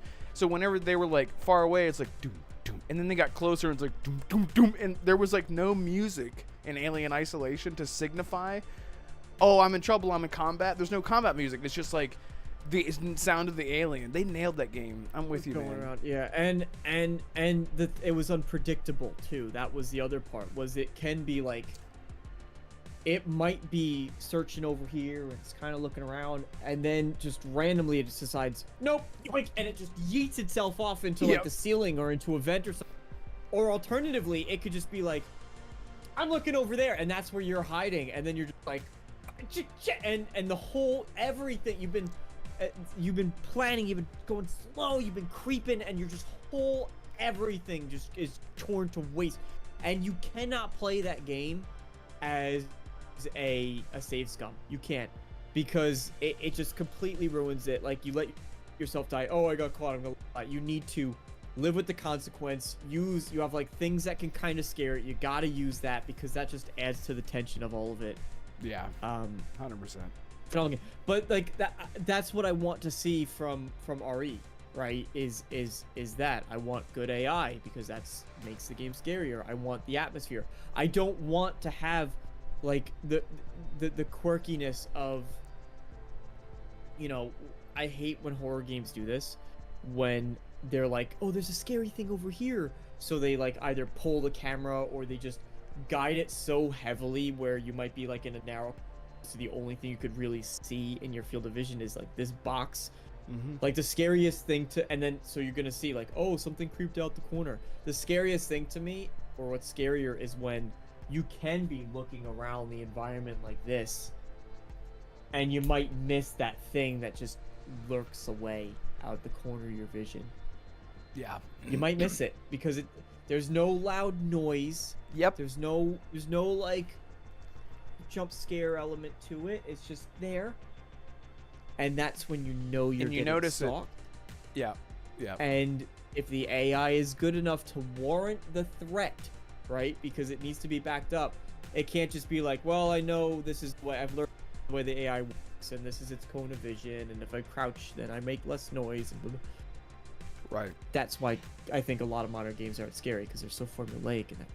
Yeah, and like the telegraphing of events, and even in games that aren't like horror games, like this has been happening in games for a long time, where like you walk into an area, you're just like looking up at the trees, and all of a sudden, dun dun dun dun dun dun dun dun dun dun dun. You're like, what the hell? What? Is there an enemy? Like, why is the music doing this? And I hate that. I hate that so much. Like Bethesda games are notorious for doing that. I was playing Fallout 4, which I finally got my stride in survival mode. I don't want to go into a tangent, but I was playing Fallout 4 and I like accidentally played for like 6 straight hours the other night. But you're just like walking around, all of a sudden like the battle music just starts and you're just like, wait, what? What is going on? You're like John Travolta in Pulp Fiction. You're just like, what the hell? But yeah, you know what it reminds me of, DeMarco, with horror? It reminds me, one of the times I got scared the most watching a movie was, I think it's Grudge 2, the second Grudge movie. And there's a scene in the beginning of the movie where, and chat, you might remember this if you remember this movie. There's a scene in the beginning of the movie where they go into like the bedroom and they like open up this sliding closet. And as the girl's like looking into the closet, she like turns over to her friend, and the music doesn't change at all. But if you look over her shoulder, the fucking Grudge girl is looking over her shoulder, and it scared. I will never forget that as long as it scared the shit out of me. To where I was like, like, because it doesn't like cue you up to be scared. It's just like, if you notice it, you notice it. You're terrified. The Haunting of Bly Manor I love that TV series. If you guys have ever seen it, it does the same thing. It'll have background jump scares with no musical cues. And you're like, did I just see a dead person behind? It does it so well. That's the best kind of horror. Holly was saying in chat, she was saying, RE7 is by far the scariest game I've ever played. Yeah, I've been wanting to go back and play that. I don't own it on Xbox, But I'm like, God, I've been wasting my time replaying so many games lately. Like, do I want to go replay it? I probably would, because I've only ever played RE7 in VR. Lotus Esprit was saying I cannot handle VR Resident Evil. It was too much. Yeah, it was wild. It was a wild experience. Holly says the scariest thing is being the person to ruin a good payday run for the group and having Assassin yell at you because of it. Yeah, that's true. That is the scariest thing you could ever. You guys are still on about that even over a year later. I mean, you were pretty mad. If you guys hadn't screwed up in the hallway, I was almost done with the objective, and then you guys had to go play. Well, if you hadn't ran off ahead of everyone else and played the team, I then, told you what I was doing. Yeah, well, that's like being, hey, I'm gonna go to the grocery store, and I'm like, what are you getting? Hello? He's gone. All right, well, guess we don't know what he's getting in the grocery store. Oh, you fucked up? Oh, there was no milk at the. Well, I could have told you if you're. Anyway, it's a weird comparison. Like how Becca and Lotus are like, you are not allowed to yell at Holly. I'm like, I don't care if you're God. I will yell at you if you fuck up. Holly hasn't been in the chat in like 17 years, and you could not just immediately start attacking. This is not how this works. You see, I read above. Yeah. Lotus. Oh, sorry. They're talking to each other. RSJ fan was saying want to see Starfield DLC in Gamescom, and what was it? Sorry, I just like auto scrolled. I apologize. RSJ fan, I'm sorry. Oh, and Black Ops 7. Okay, yeah, great, great call out there. Silent Hill F will also be there. Oh yeah, someone in chat was asking you, DeMarco, have you ever played Silent Hill? No. BT Maverick asked him that. BT Maverick asked him that. Yeah. No, I have not. I think about Silent Hill. This is such a weird. I think about Silent Hill like every day, every other day. It just like pops into my head, like for my whole life. I don't know, and I don't know why. It had that much of like an impact on me. Obviously, people know it's my favorite horror franchise of all time. And I've been holding off. I haven't played it since I streamed, by the way. BT Maverick. Have not played it since I streamed because I'm like waiting. I'm like, I don't want to waste this opportunity, because even I want to like have the memories of like me playing Silent Hill 2 Remake to go back and play it. But yeah, is there anything? Silent Hill F has been outed as a Game of the Year contender already based on the previews that came out a couple weeks ago, which is great. Like Silent Hill definitely needs more wins. Yeah, anyway, it's got great reviews so far. Yeah. Yeah, like you said, not reviews. Hands-on impressions. Previews. Yeah, thank you. Yes. Yeah. I'm really excited for that. I've already got the Steelbook pre-ordered. Not the one that you sent me. I actually have a much better one pre-ordered. It looks amazing. I also got the Steelbook for Mafia. Japanese version one. It's just it's from iFantasy Box. It's the people that I order from all the time. You have a problem. I do have a problem. Man. Where do you put them, by the way? On my shelf. Yeah, are they just on your shelf? All of them? Yeah, I have a vertical shelf. It's like this wide, and it's about like 4 feet tall, and it holds probably like 65, 70 games, maybe more. But it doesn't take up a whole lot of room. It's just like this very small shelf. But yeah, that's where they go. And like if you go to try to like lift the shelf has like handles. If you try to like lift it right now, it has to weigh like 200 pounds. Like it has to. It is so fucking heavy. It's ridiculous. Jesus Christ. It's maybe not 200. Maybe like over 100 probably. But it's heavy. Okay, it's so heavy. Yeah. Opening night live, which is what kicks off Gamescom. Yeah. Confirmed games and publishers will be Black Ops 7, Daemon X Machina, or the next mainline entry, Honor of Kings World, I don't know what that is, Resident Evil Requiem, 7 Deadly Sins Origin, Silent Hill F, and World of Warcraft will be there. That's a weird choice, but you know what? Coming to consoles? Just man, they've been talking about that for years. I doubt it's ever gonna happen. I want EA to get all their not just EA, but like I want like SWTOR, the Star Wars: The Old Republic MMO, to come to consoles. That'd be great. It's not happening. They would. I've given up. If they won't fund for a remaster of DA Origins, there's no way they're gonna do that for an MMO It's that not people happening. barely care about nowadays. Holly Jesus said there's Christ. no BlizzCon this year. That might be why they're taking the stage at Oh, yeah, that I didn't realize that they. Oh, That wait, makes that's sense. right. QuakeCon is still happening, not BlizzCon. All right, Okay, gotcha. or maybe I Yeah. did. So I got a lineup for Gamescom and the games that are available. If you want to hear them, real quick. Sure. Starfield. So no. So keep in mind, chat. These are the games. If you guys are going to Gamescom, these are the games that you can play. I'm basically just saying this maybe to like one or two people who may be going. So yeah. Anyway, so games available to play at Gamescom will be Chronos: The New Dawn, Hollow Knight: Silksong, Ninja Gaiden 4, Onimusha, Silent Hill F, Phantom Blade 0, MGS Delta, RE9, Outer Worlds 2, Borderlands 4, Little Nightmares 3, Crimson Desert, still don't believe that game exists, Dying Light: The Beast, Metroid Prime 4, Reanimal, and Pragmata. And of course, more to be revealed at Opening Night Live. So, with that being said... There's so many games that, like... I know. And No, I'm not interested in that's- almost all of them. Not that's Almost. there. Like, there's a lot of great games there, but, like, there's so many, like... There's so many games that I'm excited about that have just vanished. Like Crysis, like the next Metro game, for example. Did they announce those, by the way, or is it just That- like, Yes. oh, like they're in development? By the way, They've been DeMarco working on Metro. them. They're confirmed.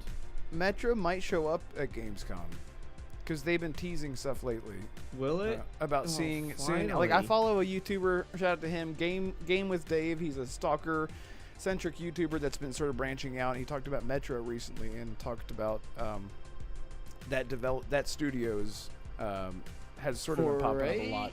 4A Games, right? And people are speculating that we're going to get the tease very specifically for the next Metro game because it is in development. By the way, it is in development. It is happening. There's which we've talked about. There's Replaced, which apparently wasn't in a good spot. Oh my God, Replaced. There's Dispatch, which was like by a bunch of former Telltale devs that I was very excited for. That's just still apparently coming in 2025. Yeah. I mean, we need a release date for Crimson Desert. That's supposed to be 2025 too. Yep. Are you talking about this like one random tweet that 4A tweeted out? It's basically, I guess, one of the characters from Metro, Miller. Time to wake up. Come on, rise and shine, son. And then they just the only word that they have is Monday. They Like, said is that the tease? they're Dave, I think, went through all like the replies, and someone was like, "When are we getting Metro?" And they literally replied, and they're like, "We are working on it." They just like straight up just answer someone. Because the last one was Exodus in 2019, right? Oh, we know they're working Yeah. on it. That doesn't have anything to do with Gamescom. That's a bit I don't of a know. stretch. I can't listen. I can't remember all the details. Go watch his video. I mean, But- to be fair to Marco, we had no idea when we were going to see Mafia again, and then they showed it off 9 last years. year at Gamescom. Yeah. It's There's not just too a much lot. of a There's a stretch. lot. There's a lot of projects, and it's in a time period where we're seeing a lot of things get canceled or canned, or just delayed even further somehow. Also, Guiding Crisis 4, was that announced by Crytek? Yes, it was, and it got delayed somehow. How the fuck? Yeah, I don't know. It's been Okay, well, Crisis 4. if either one showed up at Gamescom, would you be happy about that? Oh, never mind. This is what it's no longer in development. That's what it was. What? They are working on the Hunt Showdown. So Okay. there is no Crisis 4? This was in fiscal year or quarter 3 of 2024. So they're so this was I forgot that this happened. So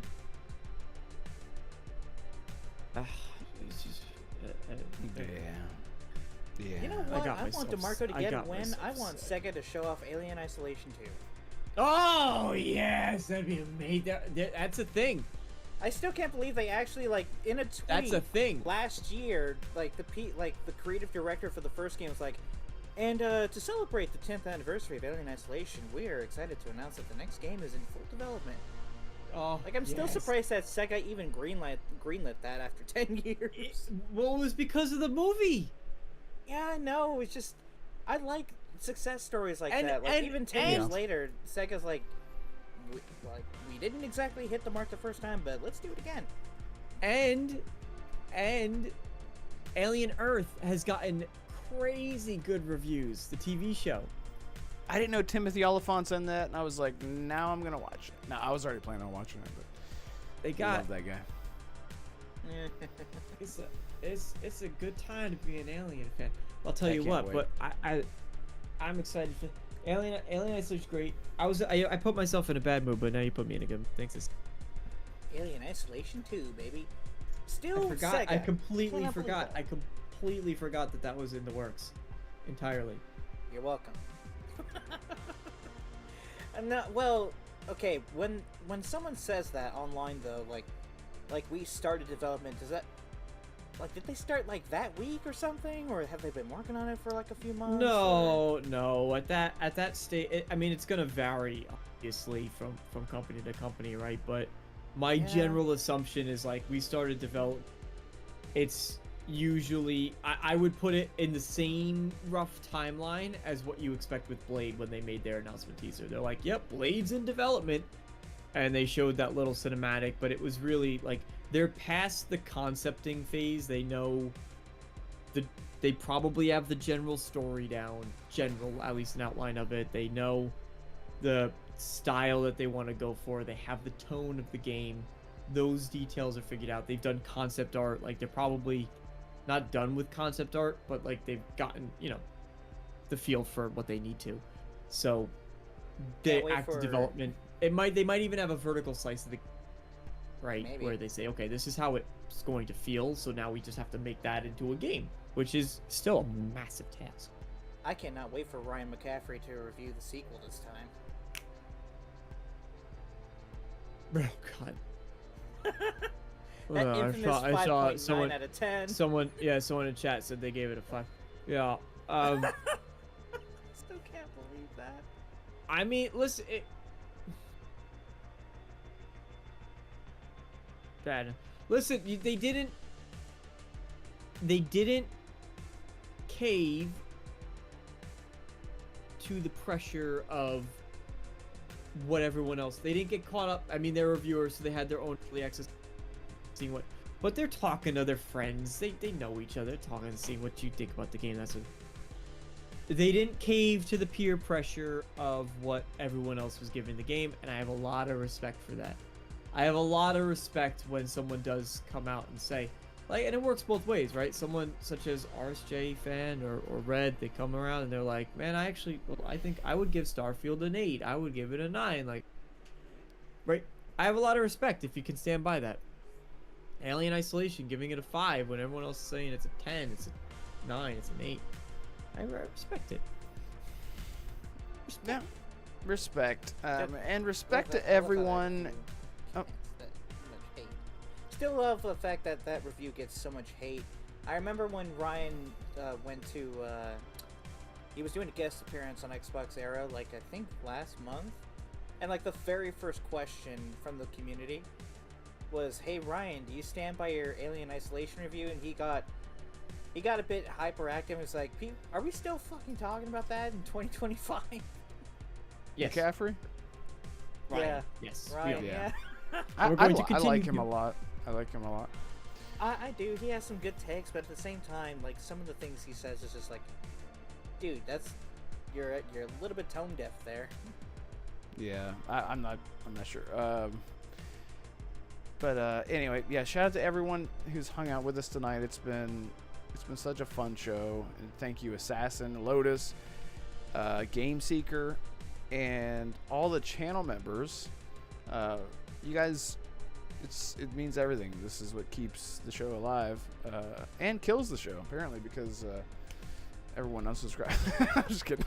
But seriously, you guys are always so generous and so nice for showing up, and I hope that this show is just yet another show to add to your belt throughout the week, to help you throughout your day, your work day, your workout, your whatever, just a distraction maybe, just to get you feeling a little bit more distracted from real life, and just, you know, whatever. Wait, Red, that's the best. You haven't told us what you wanted to see from Gamescom. That's not Starfield. Oh, well, that's all I want to see. Then you're going to be very disappointed, my guy. Well, I am working on a massive video that has been, I've probably put like 30 hours into this video. Big collaboration with Colt was Colt. talking about it on his show the other day.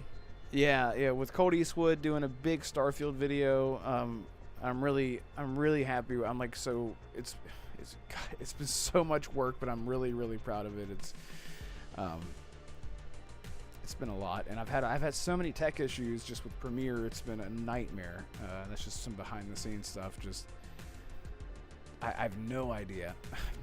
It's always something, but I've persevered. I've pushed through it, and the video just needs to be slapped together now. All the foundation is there, and so At least you that didn't should. read all your hard work. Yeah, I know. Poor Arcane, man. He went through that. That was awful. Like that's like the worst feeling in the world. That just would make you just want to just delete your channel. I've had things where I've recorded, and I'm a perfectionist, so I will do so many goddamn takes, like so many takes, because I don't script my videos usually, so I'm going off the cuff, and I like that I go off the cuff, and I don't mind it, but there's like a certain thing I want to say. I say, I messed that up, like didn't say this line, didn't say this one thing. And I've had instances where I spent like 2 hours recording, and Yeah. my microphone wasn't on. Yeah. Yep. I've done Or that like too. OBS just wasn't capturing the audio. Yeah. And then I go and I finally listen to the replay of it, and I just go, and you're like, well, I'm just gonna go to bed. Yep, exactly. Exactly. Yep, I have been there, man. I've been there. You can't even get mad. You can't even get mad You're at just it. like, You're well, just like, Time to go get something to eat and go cry into my pillow and wake up tomorrow. What did I just waste my time doing? Yeah. It is content creation for everyone who watches. Like, I feel like it always feels like someone just like threw gameplay up and just like recorded voiceover over it. You talk for 15 minutes about nonsense and then put a gameplay in the background. You have no idea how untrue and inaccurate that is, and how much work editing is, making video content. It's so much work, and it's really it's the most disheartening, discouraging thing whenever you spend 40 hours or whatever on even if you put 8 hours into a video and then you put it out and it does nothing for your channel, and it might even make your channel worse, might make you lose people, and it just means a lot. The people that the all of our individual communities, whether it be on DeMarco's channel, or Colt's channel, or my channel, or whoever's channel, like it's the people that always show up that keep us going. And I know it sounds so cliche and whatever, but it really is true. It really is true. Like if it weren't you guys showing up, then it would be hard to keep going, because it's a passion thing. We do this because we're passionate about this, and I like making content. I really do, but it is difficult to get through sometimes. True77 You know what it is? It's like sorry, he real quick. He just said just recorded a 7-day overlanding trip, and we crashed a $3,000 drone. Yeah, I can't imagine. So you lost all of that. It's crazy, man. It's crazy. Yeah. I was gonna say what it is like you learn a musical instrument, right? And you spend hours trying to learn a musical instrument per day. You spend an hour a day or whatever, and by the end of that you could play a musical instrument, right? And it's pretty damn cool. Like, you have something tangible there. But doing content creation is like, all right, I just spent 8 hours working on a video, sometimes longer, sometimes less. It was like, all right, I just spent all this time working on a video, and then you do that for a while, and then it's like, hey, what did I get at it? Like what was the trade-off? Like I don't have anything here, so that's why. But when you build a community and you start to build that community, and that community is constantly showing up, it really starts to hit, right? You know, it really starts to you feel it. And you're like, this is why. Yeah, exactly. Lotus, thank you so much. $20 super chat just added me. Thank you so much for doing that. You did not have to do that. You've done so much already for the entire community. You've done so much. You have such a big heart. It truly means a lot. The support is everything, really. Shout out to Ace Ventura's Monkey says, looks like they got a channel here too. 400 subs. Good for you, man. Keep doing it. That's amazing. I'm looking at your channel right now. So go subscribe to Ace Ventura's Monkey. That's awesome. It says, I love editing, but it takes too long. I just edit it into something half watchable. Yeah. You just start off small. Don't go too big whenever you're growing your channel. But yeah. FarQ, BT, you guys have a better chance of having DeMarco play Persona than ever seeing my face on camera. I'll play Persona if it means your face goes on camera. What the hell? He would stream it. No, you're supposed to say that you'll never play it. Nope. I would love to see DeMarco stream. If you guys want to see Assassin come on camera, well, sorry, show his face on camera, and then also have DeMarco stream Persona because of it, please let us know. I never said I would stream Persona, but I will play Persona if Assassin's gonna go on camera. No, what the? No. Yep. And I'll do something crazy. You're supposed to defy expectations, DeMarco, not accept them. I'll play Persona. You go on camera. There you go. I don't even have a camera to connect it to. I do this for my PlayStation. I don't have. You have a laptop. Not anymore. It'll work. I don't. You don't have a laptop? No, I don't. I sold You have an it. iPhone. You have a phone. Do you have a phone? I'm gonna be the Blizzard guy. Of course you have. You have a phone. Okay, great. Guys you can have open phones? Discord. Don't You guys have phones? You can open Discord from your phone and you can video chat. You can do the video function. He's like, but how am I your phone. supposed to And all play you have to do- Siege while Oh, being listen. on a live podcast and not paying attention? All you have to do, you Oh, stack shut a up, couple. You take a few books. You stack them up. You lean your phone on it, and then There you go. point the camera at yourself. There you go. Boom. That's a really cool case you got. Me versus Ram versus Umbra. Who's gonna go on camera Love first? that. It's gotta I be know. Umbra for sure. Well, Umbra does the that's- same thing. that's not- He's ego. He play. They That's not the all do case, the that's same the- thing. Rand, Umbra, and you all play video games while you're on a podcast, which is incredibly disrespectful. No, I but, don't, Red. Yes, you do. You do it all the No, I time. have We can not. hear you clicking and clacking away. We That's know. me on my phone looking at. Your phone fucking clicks topics. and clacks. Yes. Shut the fuck up. Anyway, Hey, Red. Let me Yes. see if you can hear this. yeah, I can actually. Is that Now your look phone? at the chat. Oh, look at that. Okay. So you've never played a game. It does kind of sound like clicking and clacking on a controller. Can you hear that, guys? Exactly. I have never played a game while I'm on the show, you jerk. Wow. I okay. know that's hey. rude. Hey, if you were, it's like, what am I gonna do? I can't change. But hey, if you're not, that's I respect that, and I appreciate it. I appreciate it. But I can't believe anyway. I have to defend myself as a part of a podcast that I'm a part of. Well, Jesus come on Christ. camera, and there you go. Yep. Ace Ventura. I didn't realize this. Ace Ventura's Monkey is game adaptation newscast. I didn't realize that. He said I changed my. Yeah, I knew you had a channel. Okay, I had no idea. That's awesome. Well, good for you. I didn't realize you were at 400 subs already, man. That's fantastic. Keep it up. Keep going. All right. But anyway, DeMarco, you've got a podcast. You want to tell people about that thing? Yeah. You could check out an extra double dose of DeMarco. You can hang out with me a little bit extra on Thursdays, myself and Holly at 6:30 p.m. Eastern Standard Time.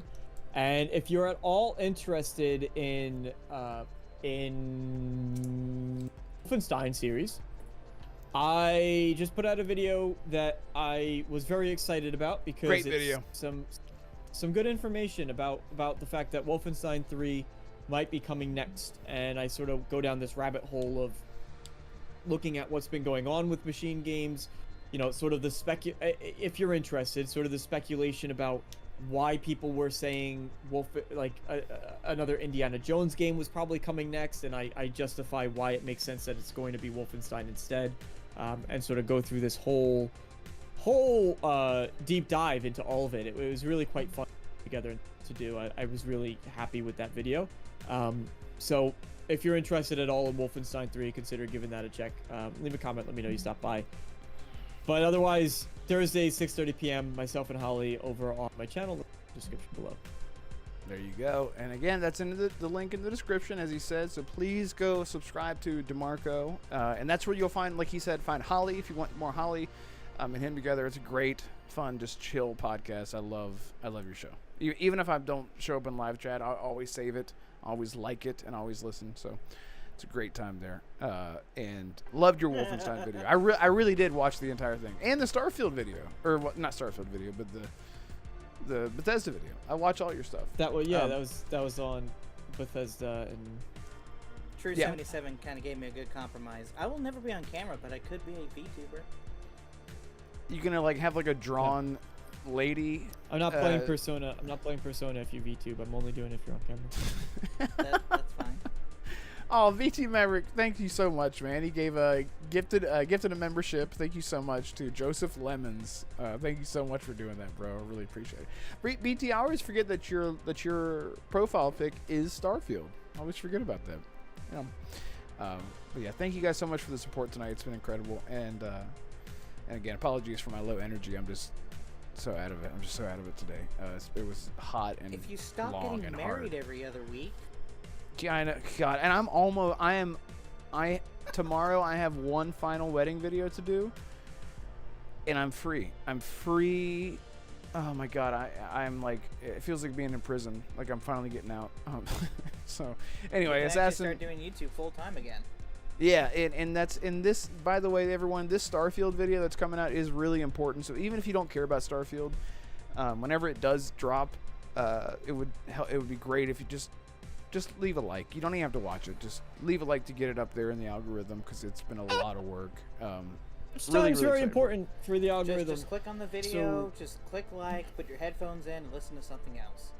Yeah, exactly. Just whatever. Yeah, because in this, by the way, I wanted to say that because this Starfield video coming out is sort of like a soft relaunch of the channel because I haven't had time to make content, but I'm about to. So I'm about to dive in very deep and just do a lot of different stuff on the channel, whether it be a 1-minute video with no face cam to a full minute update video from Stalker and Starfield and stuff that you guys know me from to full-on video essays where it's much more highly produced with where I have to go on PC and use photo mode and fly cams and all this heavily edited stuff that it's going to be a lot of that kind of stuff. You're just going to focus on Starfield and Stalker? You're not going to add in Persona or Metal Gear at all?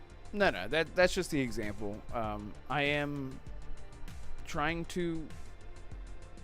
I would love to review Metal Gear Solid. That's what I'd say, but I'm probably not going to get to. But had that pre-ordered anyway. Konami is pretty generous when it comes to review codes.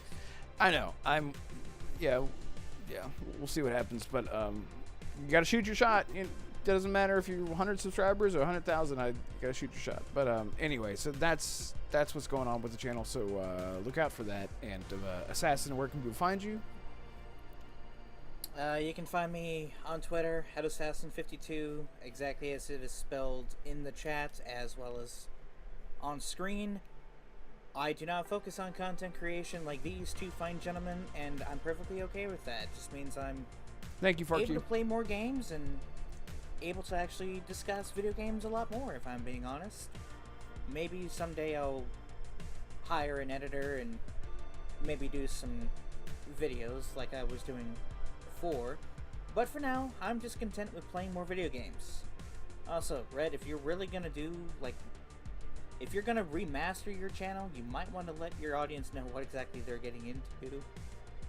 They'll let the content speak for itself. Yeah, exactly. Yeah, Or they'll find out. Or you can just listen to DeMarco. It's just too much. You don't want to over-explain. It's just like if you're here for the content, you're not. I mean, it's the same thing like whenever I release a video about Stalker or whatever, and I gain 20 subs. Then the very same week I do the live podcast, and people say, "Oh, this isn't what I signed up for. I'm gonna unsubscribe." That's totally fine. I'm never upset when someone unsubscribes. By the way, like because I do it all the time. Where I'm like, I'm gonna unsubscribe for a bit. I'm not really feeling this content for this channel, and then I'll come back later and subscribe again. But it's really just about what you want out of your week for entertainment in your pastime. Like if my content's not for you and you're not feeling it right now, unsubscribe. It's totally fine. It's like you said to Marco, content should speak for itself. But anyway, and guys, you can find me. Please give me a follow on Twitter if you haven't already. That's the only other place other than here. If you haven't subscribed. Hit the like button on your way out if you haven't already done so. It helps tremendously. The like button is free. But I really, really appreciate all the support tonight. It's been incredible. Thank you. True77, Yodani has got your link in the description there, DeMarco, so go check that out, everyone. True77, I sub for the mixed bag of chaos. Exactly. Exactly, yeah. But again, thank you all so much. Shout out to the channel members and everyone. And we'll see you next week. Next Tuesday, 6 p.m. Eastern Standard Time. Yeah. Goodbye, everyone.